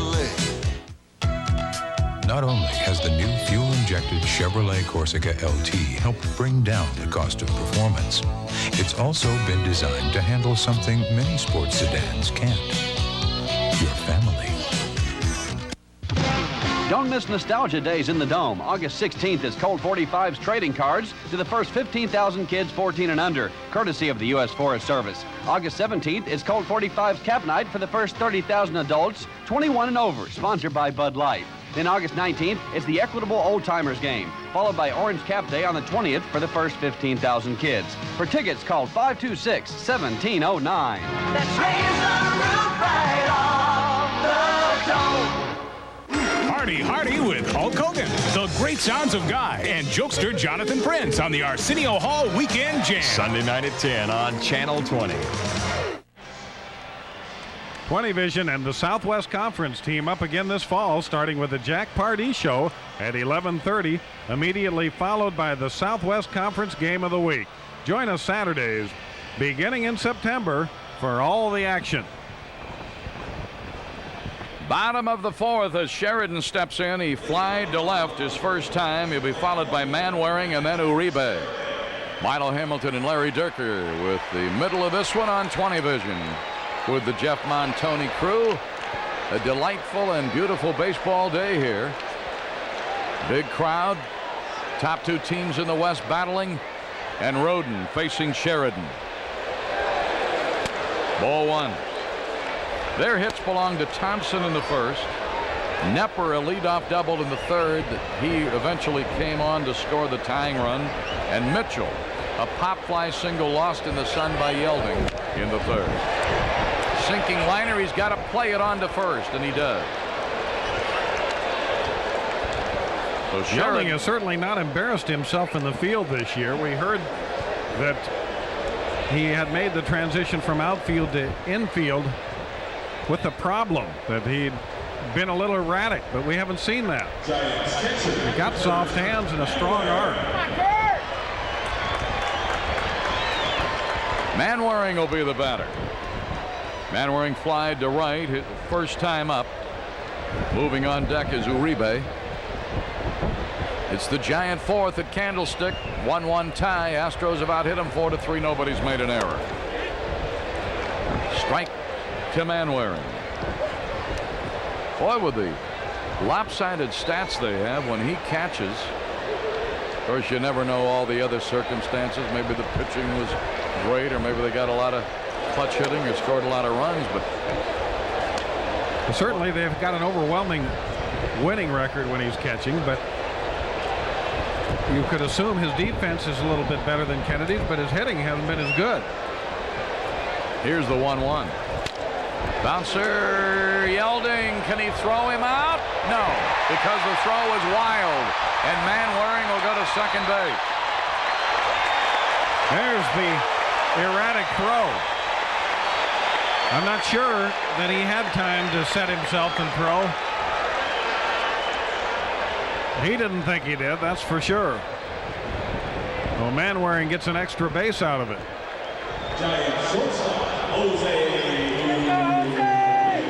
It'll be a hit and an E4.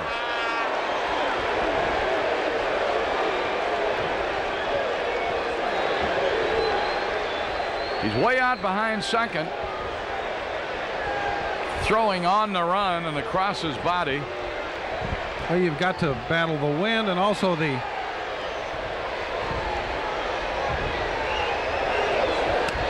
breaking ball to Uribe, ball 1. The fact that he hasn't played second base that much. He's been playing shortstop and second base while taking infield, but that's an instinctive play. When you're facing the other way, you have to almost know where first base is without looking. Runner at second on the hit and the error. And the pitch 2-0 to Uribe, and Nepper due up next.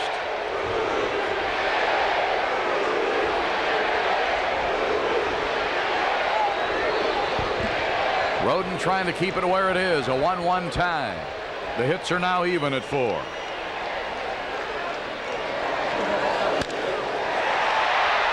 Right fielder should have a play here, and he does. Runner tagging at second. Manwaring will head for third, and he'll make it. So Uribe flies out to Mark Davidson in right. And Nepper now with a runner at third. Nepper with a leg double in the third inning. Hit a humpback liner that dropped in front of Davidson and rolled behind him, and Nepper, looking right at that play, saw a chance to go for 2 and made it.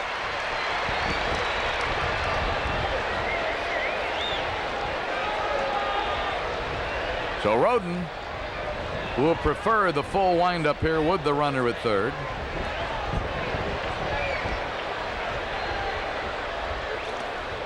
He went around. That's a swinging strike. What was your preference? If I had any inkling that they might try a squeeze play or there was a fast runner who might try to steal, I'd pitch from a stretch. If I thought there was no chance of either one of those things, I would pitch from a windup. No balls, 1 strike. Breaking ball up, and it's 1-1 to Nepper. You have to have confidence that you can get people out from the stretch.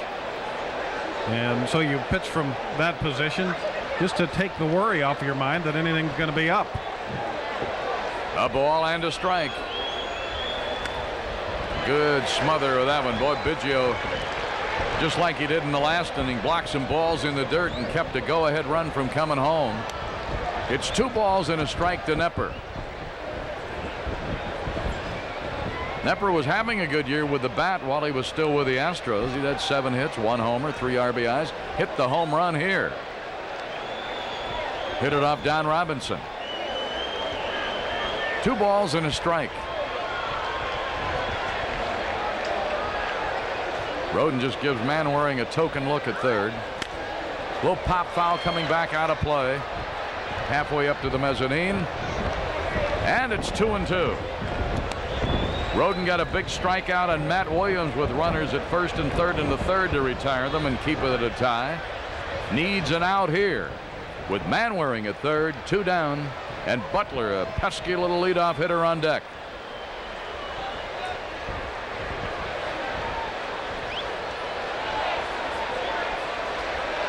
Two-two to Nepper. That'll fill it. Pitching to Nepper like he's Babe Ruth.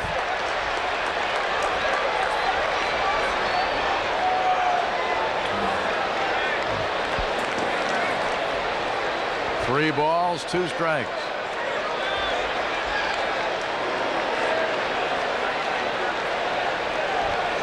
Runner at third.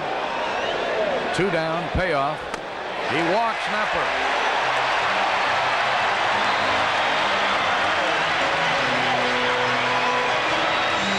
Second walk given up by Roden. The other was intentional to Clark back in the first.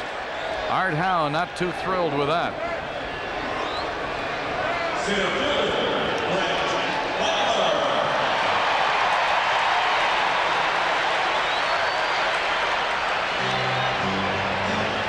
Butler in the first inning bounced out. Third inning, a 1-3 sacrifice. Then Thompson followed with a suicide and got Nepper home to tie it. Now with runners at first and third, 2 down, Butler facing Roden. Roger Craig, who loves that squeeze. And there's a shot to short. Cammy will flip to Yelding. Force on Nepper. 6-4 on the force. And they leave a couple. We played through 4. Tough and tight in the final between the two teams at the top of the West. On 20 Vision, it's 1-1.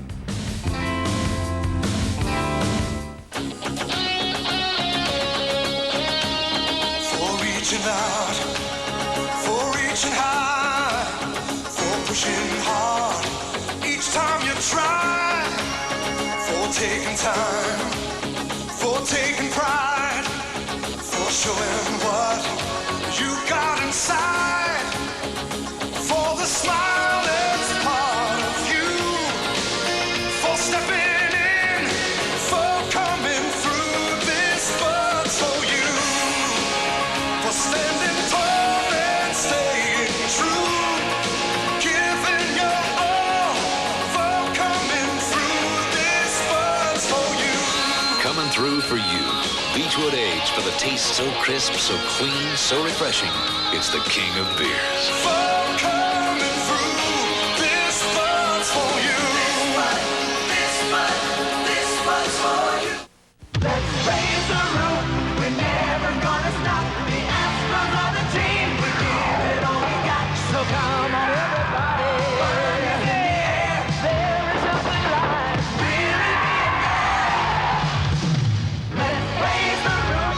We're never gonna stop. The Astros are the team. We give it all we got.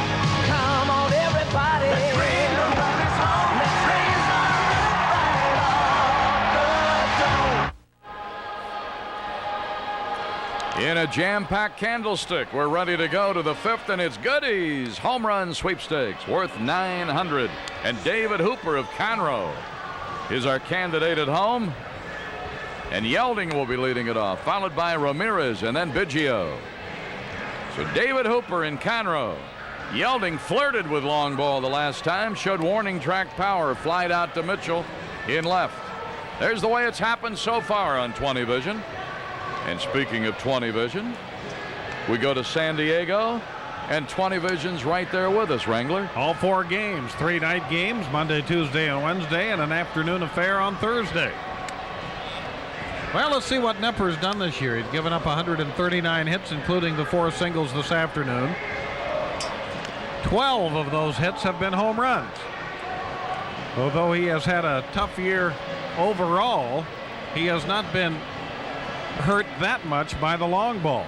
Been more the singles and the walks. So Nepper involved in the 1-1 game. We'll look at Yelding, who is 0 for 2. He's flied to right and flied to left. Ramirez has moved on deck already. Then it'll be Biggio. You'd like to set a table for Davis and Caminetti here and break the tie.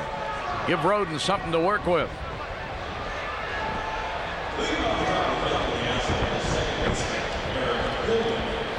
Yelding playing second base today. Just trying to let Doran back off, and there's a little tapper foul off to the right. Boy, it's a funny game, isn't it? Doran was having that real hot spell. He was a player of the month in May. He remember we were talking about when we were home, Larry, about how he and Art had the extra session looking at the old videotapes, thought they'd found something.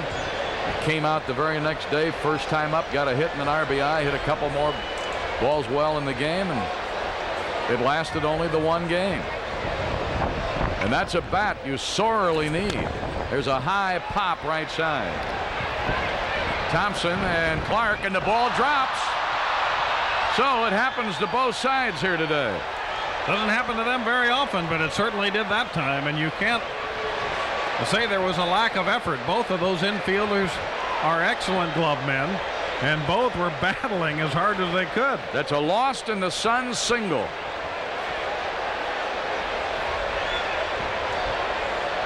Well, David Hooper, he didn't jack one out for you, but he got on for the club.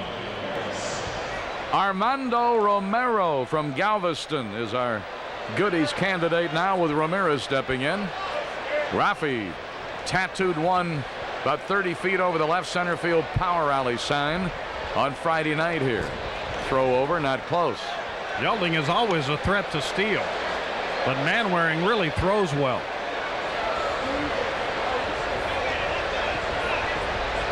Nepper will throw over there a lot ordinarily, won't he?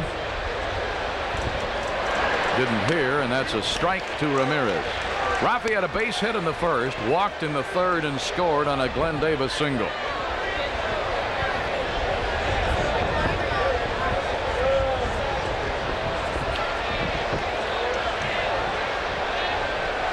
No balls and a strike. Ramirez the batter. Biggio on deck.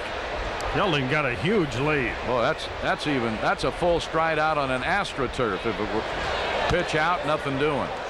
Boy, Roger Craig, who probably calls more of those than anybody, when he saw that lead by Yelding, he had to be flashing it to Manwaring.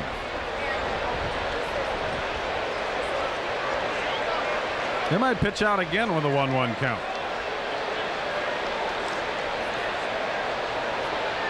Nepper looking. Nothing doing, and he gets the breaking ball on the outside corner, and it is 1-2 to Rafael Ramirez. Rafi with his single in the first upped his current batting streak to 7. That's the only one on the club currently. Caminetti had an 8 broken here Friday, and Biggio had an 8 broken here yesterday. So Rafi with 7, the only one that's current and climbing. Whoa, man, Clark had to lean out over to get that one.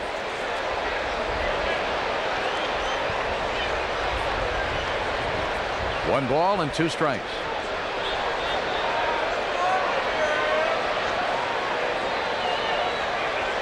Long look by Nepper, runner going. The throw down will be into center field. Yelding, he'll get up and scamper to third, and he's belly flopped in there safely. Stolen base, E2.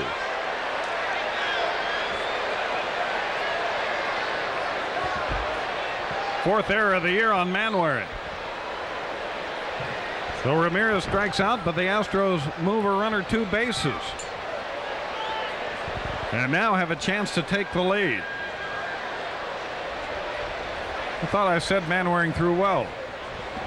Did you say that? No, you did, but I would have backed you up on it because he's shown us all year that he can throw. So now it'll be up to Biggio. Infield is in.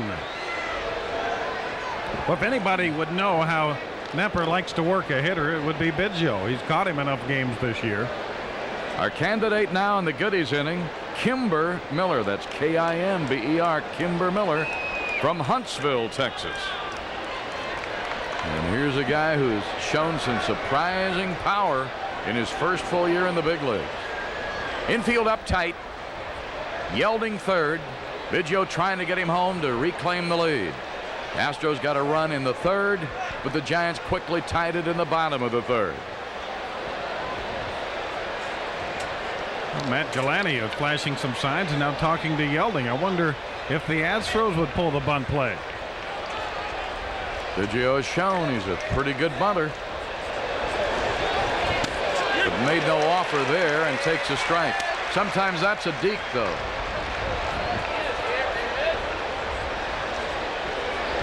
Biggio walked in the first, singled in the third. You've got great speed at third, Yelding. Good bunter in the batter's box. Usually, though, I think you try a squeeze when you think you might have trouble hitting again. Smash foul. In Knepper's case, the strikeout of Ramirez was his first of the ball game. And you got Biggio, who's been one of your better hitters up there. I think you'd probably figure that he's going to make some kind of contact, and with the infield in and Yelding's speed, a lot of things would get him home. No balls and 2 strikes. And if you try a squeeze and it doesn't work, now you don't have the runner on third. Well, Davis is on deck. Yep. I think most of the stats here would say don't expect it. They don't either now because they backed Williams, the third baseman, back at least 5 or 6 steps even with the bag instead of being well up in front of it. I was surprised when Thompson squeezed. Well, they had Clark and Mitchell coming up next. I said the same thing on radio. That while Craig likes it, he fooled me there. That pitch comes in and almost hit Biggio. But he pays it for a strike because it hit the bat. Yelding's first reaction, of course, not knowing that, seeing the ball skip away, was racing home, but he's retreated to third. But I was right there with you, even though we were booths apart at the time. Craig surprised me calling for the squeeze there. I think they surprised everyone. And with Knepper running, I wonder if he got that sign from the third base coach or whether he came over and told him to go. Kimber Miller, our candidate at home in the goodies inning from Huntsville. Strikes out Biggio. Well, let's see if Glenn Davis can give Biggio a pick-me-up. Knepper doesn't strike out anybody all day and then strikes out Ramirez and Biggio. Swung over it. He apparently had that good sinking action on the pitch. It was a little off the corner, right where he wanted it. Once you get 2 strikes in the count, a hitter has to swing at that pitch. Over in San Antonio, we're calling out the name of D.M. Carter. Our leading home run hitter is up here. And if he hits one, D.M. Carter, you're going to collect 900 in the goodies home run jackpot inning. Davis got the run home in the third with a base hit. Strike 1. Yelding started the inning with the benefit of a pop fly lost in the sun between Clark and Thompson. He stole second, went to third on the throwing error by Manwaring. Has had to stay there with Ramirez fanning and Biggio fanning. 0-1-1. So Bob Knepper. There are the new. You probably talked about the glasses, haven't you? Yes, we have. Then I'll let the picture show it and not amplify that. A ball and a strike. 1-2 to Davis. That's way out in front of those pitches.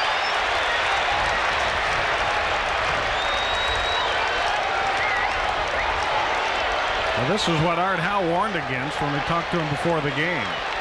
If you've got to wait on Knepper, you can't try to pull the ball. Got to hit him straight away. He can't throw the ball by you.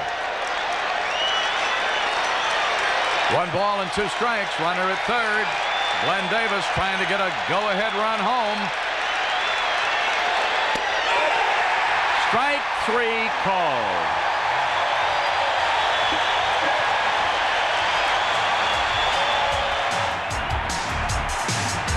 Yelding left at third, middle of the 5th. No winners in our goodies home run inning. There'll be another one tomorrow from San Diego. Knepper showing emotion. And we're still tied 1-1 on 20 Vision.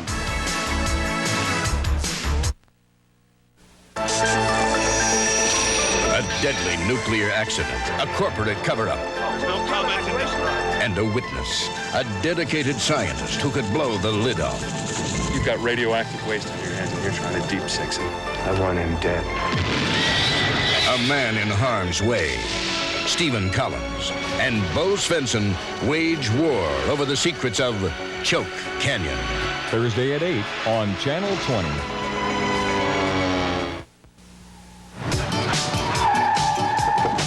Over the past few years, a battalion of strangely equipped individuals has been roving the American workplace.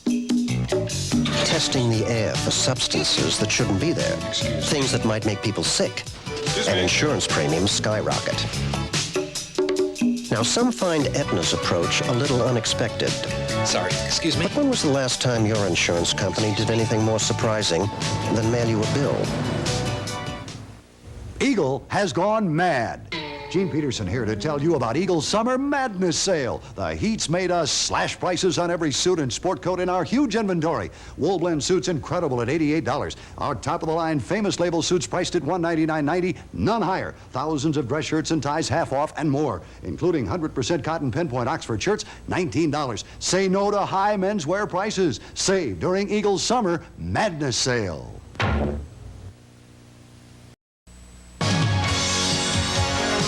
If you're 60 or over or active in the military, you can get $3 off reserve seats when the Astros play the Reds August 13th. Let's see Glenn's reaction when he looks at strike three called with a go-ahead run at third. Now let's see what happens on the mound. Nepper turns into a jumping jack. Be nice if he'd have shown that much emotion when he was pitching in the Astros uniform. Foul back. Well, he said before the game, this is the most important thing that's happened to him in baseball since the '86 playoffs.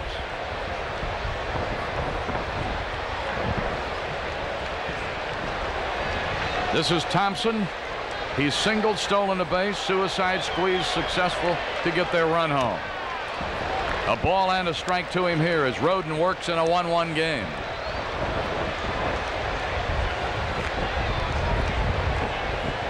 A ball and a strike. Thompson the batter. Clark on deck, then it'll be Mitchell.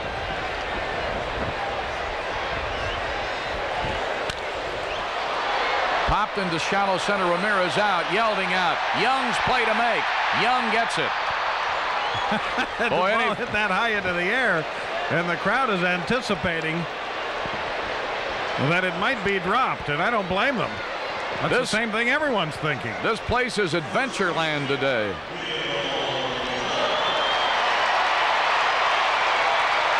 It was Young's play to make, but anything that goes up shallow, your middle infielders go right out. But Young called for it. Now they'll put the full shift on the right side against Clark. 3 infielders on the first base side of second.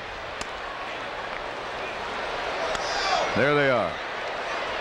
Caminetti's the only infielder on the other side, and he's a little less than halfway. 1 out, nobody on. Almost took his belt buckle off. He walked intentionally in the first. Third inning, got a base on, got a fly out to center. This will get your attention. A little further in than even Roden wanted it, I think, but I believe that when you're pitching to Clark, if you're going to come inside, you need to come in off the corner. 2 balls and no strikes. Mitchell on deck. Now he's behind him 3-0. Score tied, a run apiece. Astros had a chance to go in front in the top of the inning. Arthouse Ball Club needs a pick-me-up. They've lost 4 in a row since Roden beat the Reds first night out at Cincy. That's in there, 3-1. 4 games to follow in this trip in San Diego. We'll be home Friday night with the Reds. 3 balls, 1 strike. Fouled out of play.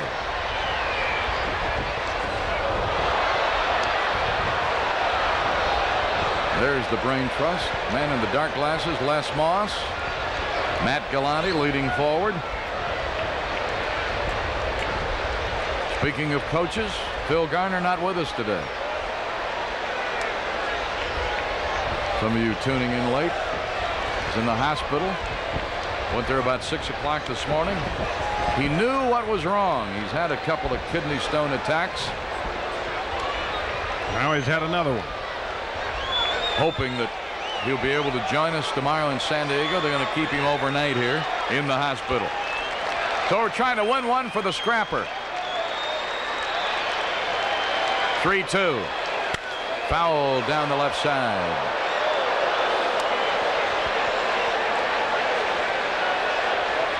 Clark batting with nobody on and one away as he hits in the 5th inning. Astros 1-5-1, Giants 1-4-1. Another payoff due from Roden to Will Clark. Still 3-2. Well, to swing at a bad pitch, he doesn't do that very often.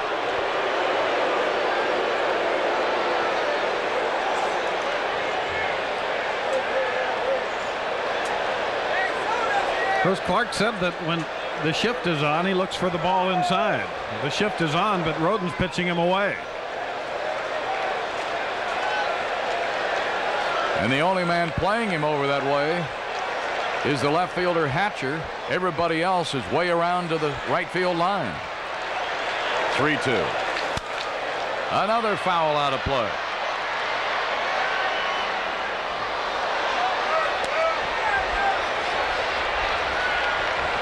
Why is it that the guys that hit 320 and 330, when they pop the ball up, it so often goes off into the stands instead of staying on the field for someone to catch it? Well, you answered your own question before you asked the question. That's why they hit 320 and 330. That's right.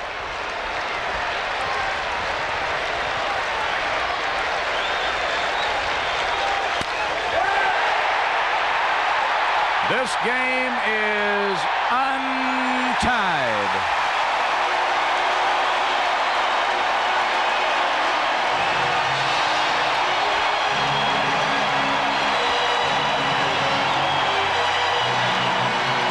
His second home run of the series, his 5th home run this year against Houston.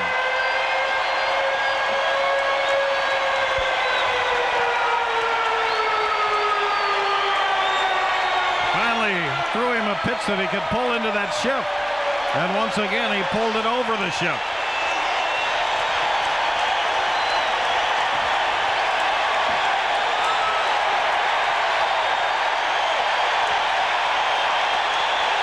Roden tried to trick him with a breaking ball, and it didn't fool him at all.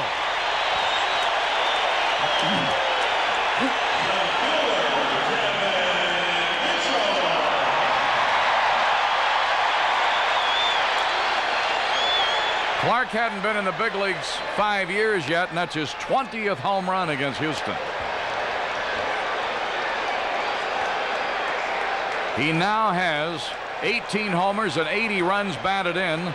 5 of the homers and a dozen of the RBIs are against the Astros. Fouled off by Mitchell. For Roden, it's his 3rd gopher ball in 51 innings. Giants have Jeff Brantley throwing in the bullpen. I don't know if they're hoping to get to Knepper's spot in the order, or if they think that Knepper's done enough.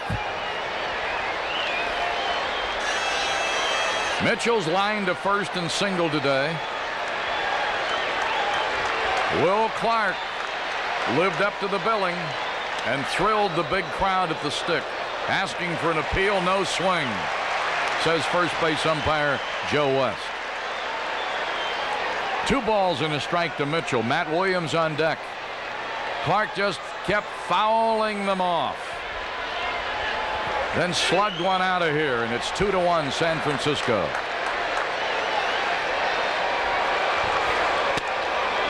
Three and 1. There's Brantley. And Norm Sherry, the pitching coach, who normally sits in the dugout with Roger Craig, is now trotting down to the bullpen.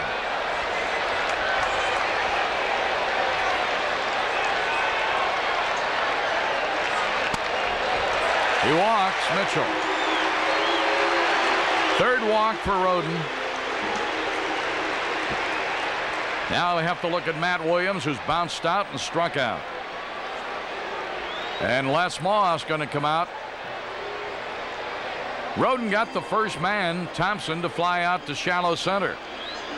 Then Clark put them ahead for the first time with his homer. Mitchell has walked. And Les Moss checking on Roden here.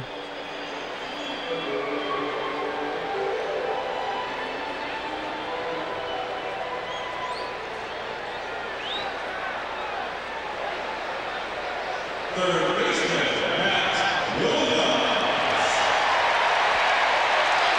Giants have hit 7 home runs off Houston pitching this year, and Will Clark has 5 of the 7.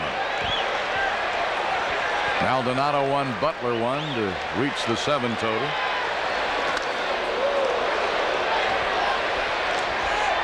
They've done a job on Mitchell, but they just haven't been able to contain Clark.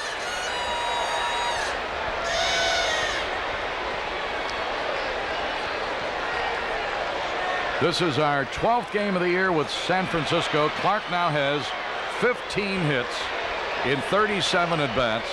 That's over 400. 12 RBIs and 5 dingers. About time to come up with a new idea for how to pitch him and how to play him.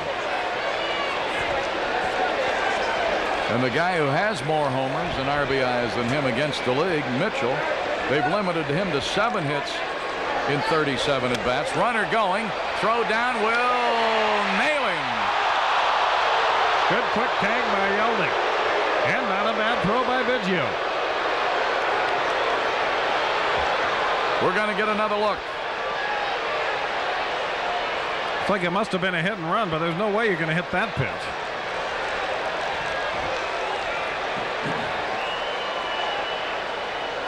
Well, Mitchell is caught for the 3rd time. He's only been successful twice. Well, you're right about the quick tag by Yelding. He really brought it down. That was the difference. 0-2 to Matt Williams. 1 ball and 2 strikes. Second Giant to be caught stealing in this series.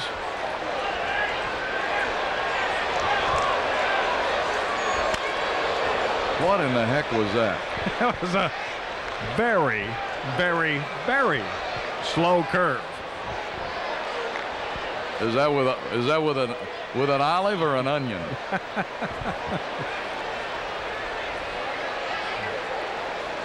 A ball and 2 strikes.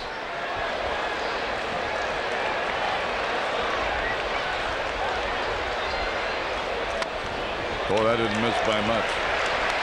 2-2.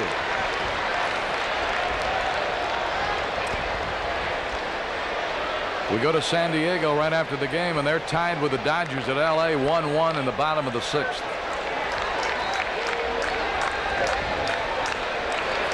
Rodin's 2-2 to Williams.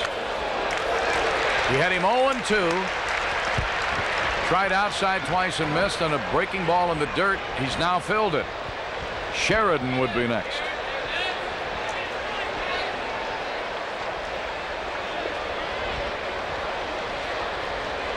Giants have gone on top for the first time today on the homer by Clark.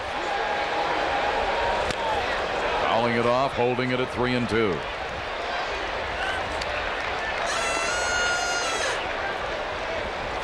Astros playing in Candlestick for the 6th time this year. And the Giants with the lead now, trying to make it a sweep of those 2-3 game series. There's time to go back and get them, but you got to start swinging the bats better. The Astros know they can beat this club. They've beaten them 4 out of 6 at home.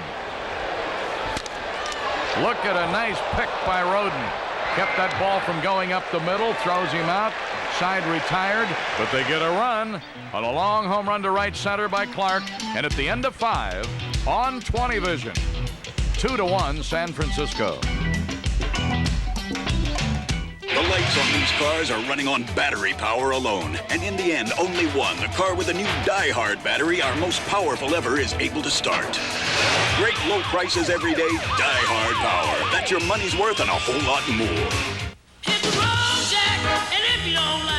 Road Handler Treadlocks. Test them for 1,000 miles. If you don't agree they're the toughest tires you've ever owned, Sears will buy them back. Great low prices every day. Road Handler Tough. That's your money's worth and a whole lot more. What's the #1 sandwich maker up to? Designing a new Subway sub? No, I'm planning a Subway sale, and you better start baking. Hot bread coming through. Stop that double pack. The Subway Super Subs. Try your favorite Subway subs as a super sub. Get twice the meat and a free Sub Chaser squeeze bottle when purchased with a 32-ounce drink. It's hot.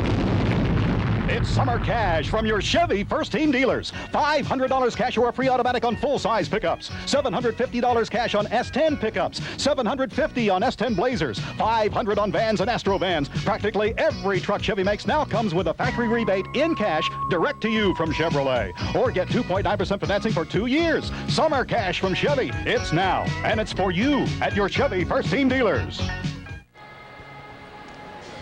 Here's an easy way to get your Astros tickets in advance, and there's no convenience charge. Visit the Techstar Astros mobile ticket van. Tomorrow the van will be at the Fiesta store at Bel Air and Highway 6 from 12 until 6. And we're going to the 6th. Caminetti, Hatcher, and Davidson. They'll all be batting from the right side against the left-hander Nepper. Nepper leading for the first time on the home run by his first baseman, Will Clark. Brantley has finished throwing. Apparently, the Giants were just getting him some work. They've got Lefferts and Bedrosian, and they would probably go to those two guys from this point forward. So anyone else that wants work might as well get it in now. But the thing that threw me on it was the fact that Norm Sherry went down there to watch him. Oh, and he was really working out. You thought that he was going to come into the ball game. All right, here's Caminetti trying to start something. He hadn't had a hit in this series. He's 0 for 8. 1 ball and no strikes. Nepper pitched his way out of a jam in the 5th. Struck out the side to get out of it. Struck out the last 2 with a runner at third base. Line down the left side. That'll be an extra base. Chasing it toward the corner is Mitchell. Caminetti gets his first hit of the series, a stand-up double. Tying run in scoring position with nobody out. And Caminetti, who leads the club in doubles, gets his 23rd of the year. Now is hit safely in 9 of his last 11. Now Caminetti is limping a little bit going into second base. He's still been playing with that tender hamstring. The Astros are on the brink of some injury problems, especially in their starting pitching. This is Hatcher. That's off the glove, and it ricochets into shallow right. It's going to bring Caminetti home, and we're tied at 2. Clark tipped that ball just enough with his big first baseman's claw to make it roll behind Thompson, who was crisscrossing behind him. And Hatcher will be safe, and a run is in. We're tied at 2. Now watch what happens with the reaction of the ball when Clark goes far to his right. The Astros really get a break here. Hatcher was on the verge of doing his job, which was to move the runner to third base. And the deflection got the Astros an extra base. It goes as a base hit and a run batted in. We're tied at 2. Davidson, the batter, is going to bunt. Let it go by, and it's ball 1. So they strike back with the tying run quickly, just as the Giants did in the 3rd inning. And Brantley's right back out there again. So now I think we are convinced that it's not just him throwing to a mitt. Davidson 1 for 2, had a hit in the 4th inning. Well, I think that the Giants could get from the 6th to the 9th with Lefferts and Bedrosian, because Lefferts can pitch to 3 or 4 innings. But they probably would bring in another relief pitcher in a tie game or a game in which they were behind. Well, now that it's tied, that changes their thinking. Bunts it. Nepper looks, throws from his knees, throws to Thompson, nips Davidson at first, but Davidson did his job, got Hatcher into scoring position. It's a 1-4 sack. In fact, Davidson just about got that bunt into a perfect spot. If he'd have bunted it just a little bit harder, he'd have had a base hit. In fact, there was nobody there. The shortstop was covering. Hatcher might have gone all the way to third. So Nepper went over Toward the third base line did his Lautrec. What? Threw him out from his knees. Whatever that guy's name was. Is that right, Jeff? And Roger Craig's coming out. You're looking at me like you know, and Montoni's got to tell me. I know what you were talking about. So Roger Craig taking the long walk. Boy, when he calls a meeting, it's a board meeting. Look at that. Our bullpen has started to work. There's Dr. Death, Danny Darwin. I suppose it would have been easier if I'd have said Jose Ferrar. He played the part, didn't he?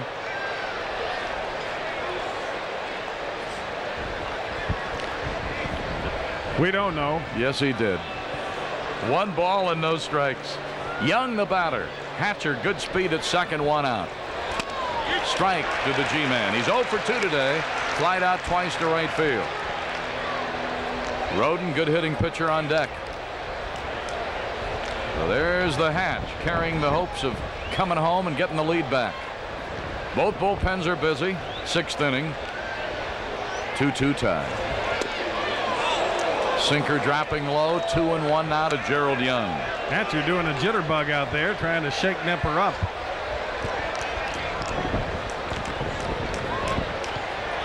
Astros 2-7-1, Giants 2-5-1. RBIs by Glenn Davis and Hatcher.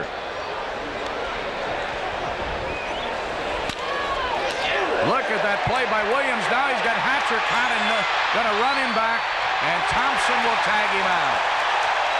Matt Williams made a great reaction to get that ball, and Hatcher for the 2nd time on this trip, evidently thinking the ball was going to go through. Wanted to get the good jump and score. Young hit it well. And like you said, the reaction was there.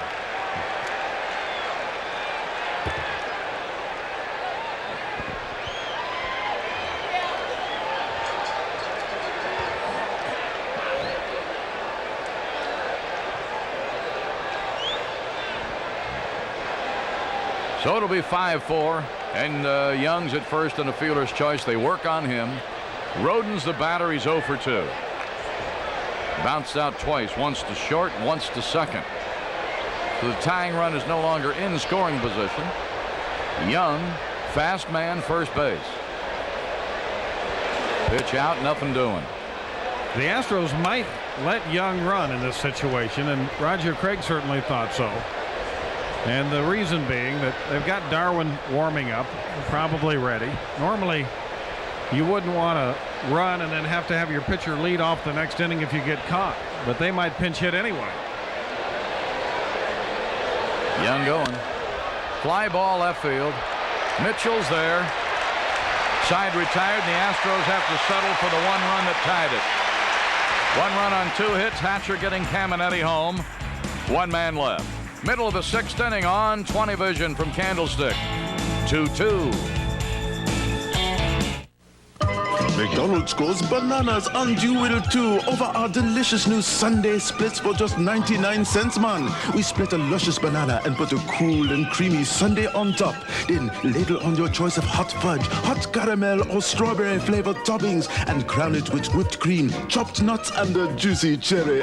Delicious, and only 99 cents. McDonald's has gone bananas with Sunday splits, but you better get yours quick, man, before these new Sundays split. When you really want to get into the game, get Tengen RBI Baseball. The only video game licensed by the Major League Baseball Players Association for your Nintendo. It's you and the pros. Throw Roger Clemens heater. Flash Vince Coleman the steal sign. Let Gibson swing for the fences. It's going! RBI Baseball. The one the pros pitch. Now available at Farmore.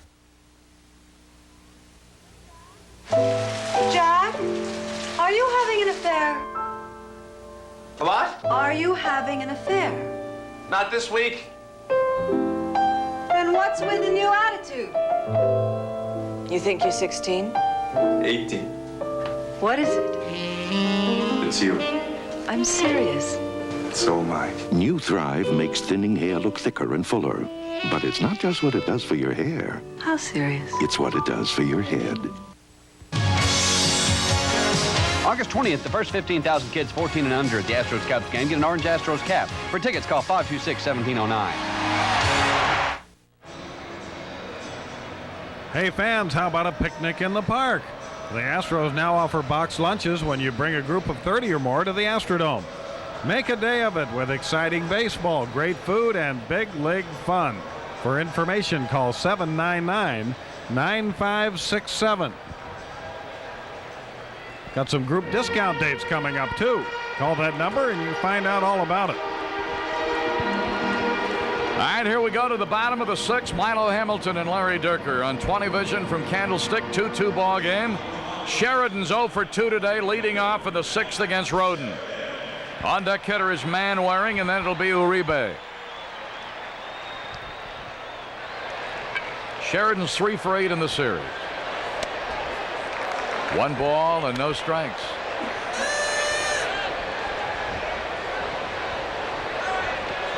Next stop, San Diego. Stop after that, we come home to face the Reds, the Pirates, and the Cubs. Ball 2. Boy, a lot of things going on in that homestand. Giveaways as well as exciting baseball, an old-timers game on the 19th.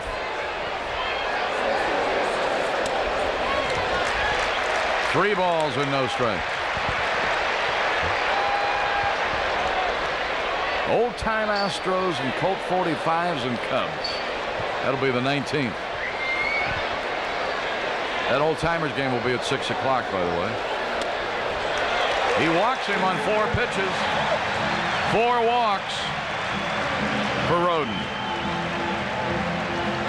Yeah, the 11th is the drinking mug night, first 25,000 adults. The 12th is the wristwatch day, first 15,000 youngsters 14 and under. Got a Colt 45 cap day in there, too. That's on August 17th. Colt 45's team cards, first 25,000 fans. That's on the 16th. First 30,000 adults on the Colt 45's cap. And then the old-timers game on the 19th. So that's what we're talking about. Big homestand starts next Friday night in the Dome. Manwaring the batter. And he bunts it foul on the right side. Going to try to make something out of this road trip. The Astros came in to San Francisco just 1 game behind the Giants. If they leave 2 games behind, it really won't seem that bad. If you leave 4 games behind, well, that's got to be very disappointing. It's not the end of the season or the end of the world, but it's certainly something that you'd have to try to regroup from in San Diego, where things have been tough to begin with, and you got Bruce Hurst tomorrow night. Not close. Our bullpen busy with Augusto, the lefty, and Darwin, the righty.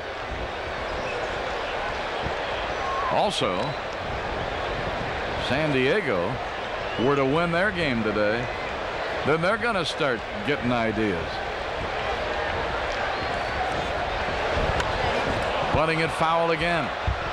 That's a good pitch on a bunt. And a lot of pitchers don't use it very often. But if you throw a slider, a pitch that will break away from a right-handed batter, he's trying to put the bunt down the first baseline. Then when the ball slides out a little bit, it redirects the ball into foul territory. Montreal's shown a little sliding, and they're in a 1-1 game with the Mets in the 10th inning. The Padres and Dodgers are now 2-2 in the 7th at LA. Here it's 2-2 Astros Giants. Working on Sheridan again. You've got an 0-2 count on Kurt Manwaring.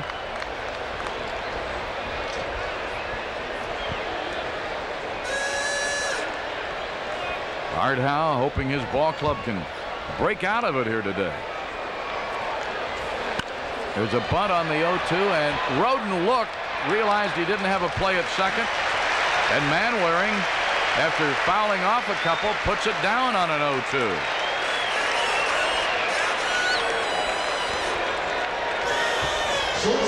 Well, Sheridan's got good speed.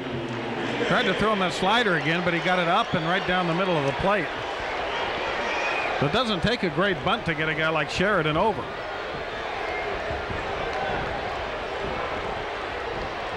Amazing thing about that is where that pitch was that he didn't pop it up. But he did a good job of staying on top of it. Yeah, and he deadened it. So here is Uribe 0 for 2. Runner, second base, 1 out. Bounce to first, fly to right. Strike 1. And with Nepper due, Oberkfell is already on deck, and their bullpen is busy. Both bullpens are working now. That time of the game, it's that kind of a game, and with two contenders battling.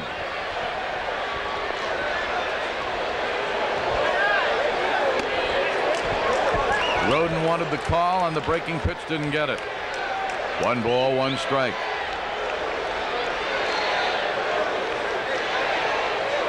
Righty-lefty combination in both bullpens. Runner at second base, Sheridan, 1 out.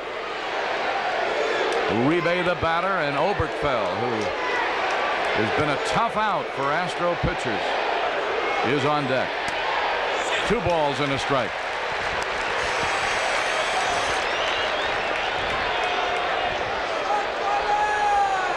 Sheridan, second base, standing right on the base at the moment. Uribe the batter. He's 0 for 2 today. He's 1 for 7 in the series. 2 balls and a strike. Ramirez ducking in behind the runner. There's an off-speed pitch. And a beauty. And was it ever. 2-2.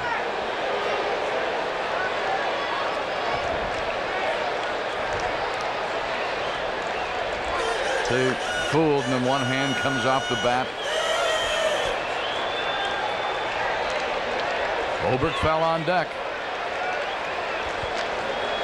A 2-2 tie and a 2-2 count.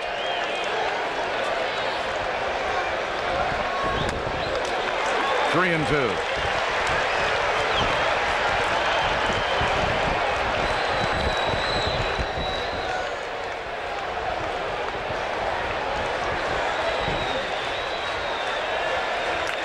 Switch hitting shortstop Uribe back up in there with a full count. Runner at second, 1 down.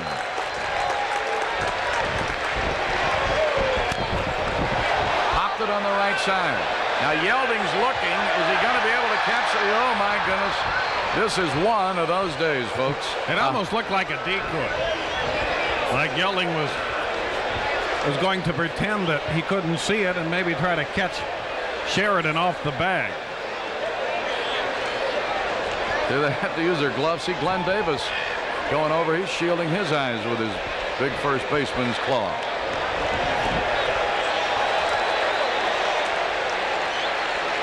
Now Oberkfell's going to be called back, and Maldonado. So Yelding's saying, boy, I get a chance to start today with this kind of a sky, and boy, it is tough.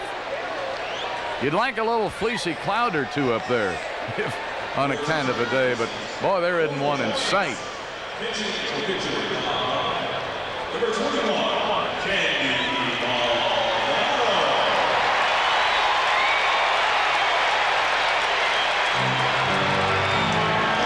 I have no way of knowing what Maldonado will do in this role. But after watching Oberkfell come off the bench against us over the years, I'm glad to see Maldonado.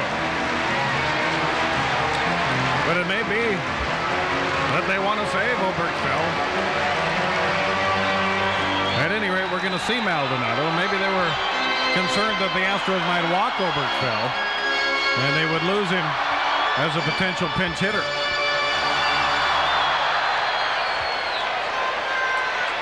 Art directing Glenn Davis a little bit. He wanted him to play a little farther off the line, so he takes about a couple of full steps to his right. Line drive left, Hatcher there, and Roden gets out of the jam. Maldonado hit the ball right on the nose, but right at the left fielder. So that has taken us through 6. Milo Hamilton going to give way here. The old Wrangler will be joined by Bill Brown. 20 Vision has it for you right there. 2-2. The taste of Bud Dry. It comes on strong. Then it's gone. Brewed longer, so every smooth, clean taste disappears without a trace. New Bud Dry. It comes on strong. Then it's gone. The lights on these cars are running on battery power alone. And in the end, only one, the car with the new Die-Hard battery, our most powerful ever, is able to start. Great low prices every day, Die-Hard power. That's your money's worth and a whole lot more. Road Handler Treadlocks. Test them for 1,000 miles. If you don't agree they're the toughest tires you've ever owned, Sears will buy them back. Great low prices every day. Road Handler Tough. That's your money's worth and a whole lot more. When other truck makers claim to save you money, you have to take their word for it. To know how much a truck really costs, you need facts. Toyota 4x2 can save you almost $1,400 in operating costs compared to Chevy S10. And 4x4 saves almost $2,400 compared to Ford Ranger. The facts clearly show that Toyota quality means lasting value. But don't take our word for it. It's all here in black and white. And now factory-to-dealer incentives can save you hundreds. See your Houston Super 6 Toyota dealer today. As we move on to the 7th inning, in the game that Bob Knepper said was the most important for him since the '86 playoffs, we find the score at 2-2, and Knepper's work is finished. He did a job for the Giants, just what they expected, kept them in the game. He cannot win nor lose it, but this guy can, Jeff Brantley. His first pitch to Yelding is high, ball 1. So as Brantley gets ready to deliver again, here's Bill Brown. Thanks, Larry. And Bob Knepper went 6, allowing 7 hits and 2 runs. There's a strike, and the count goes to 1-1 on Yelding. Knepper walked a couple, and he struck out 3. In fact, as you look at Brantley's numbers, 6-0 and a 4.01 ERA. Knepper struck out the side in the 5th, something he didn't do for the Astros all season. 2 balls and a strike. Brantley throws the fastball. He throws pretty hard. Got a forked ball and a slider. Oh, and now he's hit Yelding. He is really rolling over in some pain. Roger Craig comes out of the Giants dugout for some reason. And we'll see why very shortly. That was scary. Yelding's lucky that didn't hurt him worse. Craig thinks that he swung the bat. Now, if you swing the bat at a pitch and get hit, technically it's a strike because you have swung and missed before it hit you.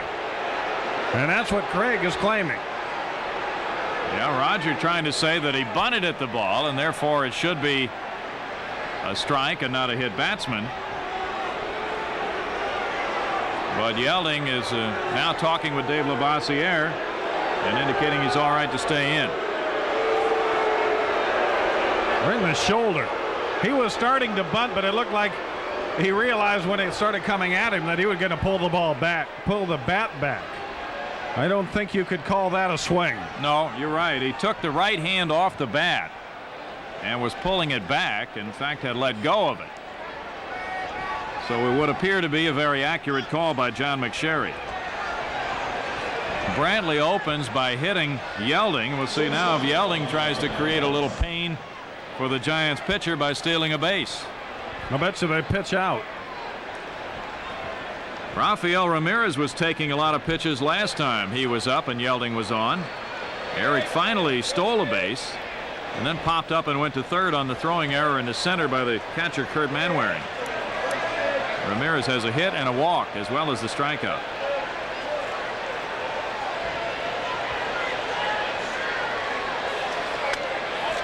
Here's ball 1 to Ramirez.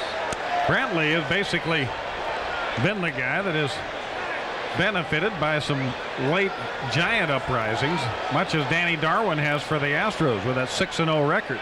You come into a game like this, if you hold them for a couple of innings and your team scores, you become the winning pitcher, and most of the time it's been Lefferts or Bedrosian who has saved it. 25-year-old right-hander from Mississippi State. Drafted in the 6th round in June of 1985. Yelding is back. Brantley was on such a roll, and the Cincinnati Reds were on such a terrible stretch of baseball that it was interesting what he did over a period of about a month's time. From June 29th through July 25th, Brantley won those 6 games. And in that same period, he won 2 more games than the Cincinnati Reds did.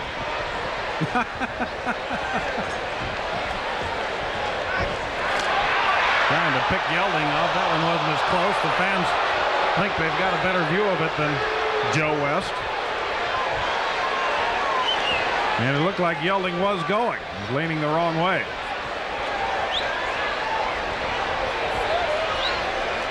Brantley had All-America status at Mississippi State in the 1985 season.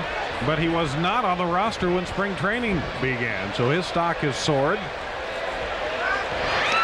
Makes another throw to first. He's not a big guy, 5'11", 180 pounds. But he's got a good arm. Matt Galante coaching at third. If you were not with us earlier, Phil Garner is in the hospital here with a kidney stone, so Ed Napoleon's coaching at first. And he's hoping to assist Eric Yelding here in moving around the bases in a 2-2 ball game. The Dodgers now are leading San Diego 4-2 in the top of the 8th. Pitch out, Yelding going, and he still beat it. The throw gets out into right field. Yelding is hurt. He doesn't get up. He didn't see the throw apparently get away. And there might be a call for obstruction here. Charlie Williams is coming in from third. Matt Galante was yelling something. Well, apparently not. Williams just went over to throw him the batting helmet. It's awfully nice of him. Yes, usually you don't see an umpire venture that far for a nice gesture, especially when he's just thrown out the manager the day before. Gives you an idea how quick Yelding is on a pitch out, and with Manwaring coming out from behind the plate and moving forward with the pitch, he still gets there the same time the ball does. It's a shame he didn't see it get away, because he could have easily gone into third. He threw his arms up. We thought maybe the shoulder had bothered him on that slide, but that's his 6th steal, 2nd of the game. And the count is 2-0.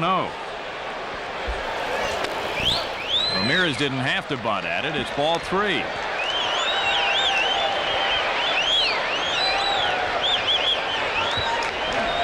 The Giants, of course, have released Goose Gossage, so their bullpen has changed its complexion. But Brantley's been that man in the middle to help glue things together to get to Lefferts and Bedrosian. 3-1. Brantley had a save last year and a loss in 9 games with the Giants. This is his 3rd outing against the Astros this year. He appeared in consecutive games against them in late June. Born in Alabama, he lives in Clinton, Mississippi now. Ramirez bunts. Matt Williams is there and gets him as Yelding takes the turn at third. That's 1 out. Well, nice job by Ramirez. It was a good enough bunt that he had at least an outside chance. The Giants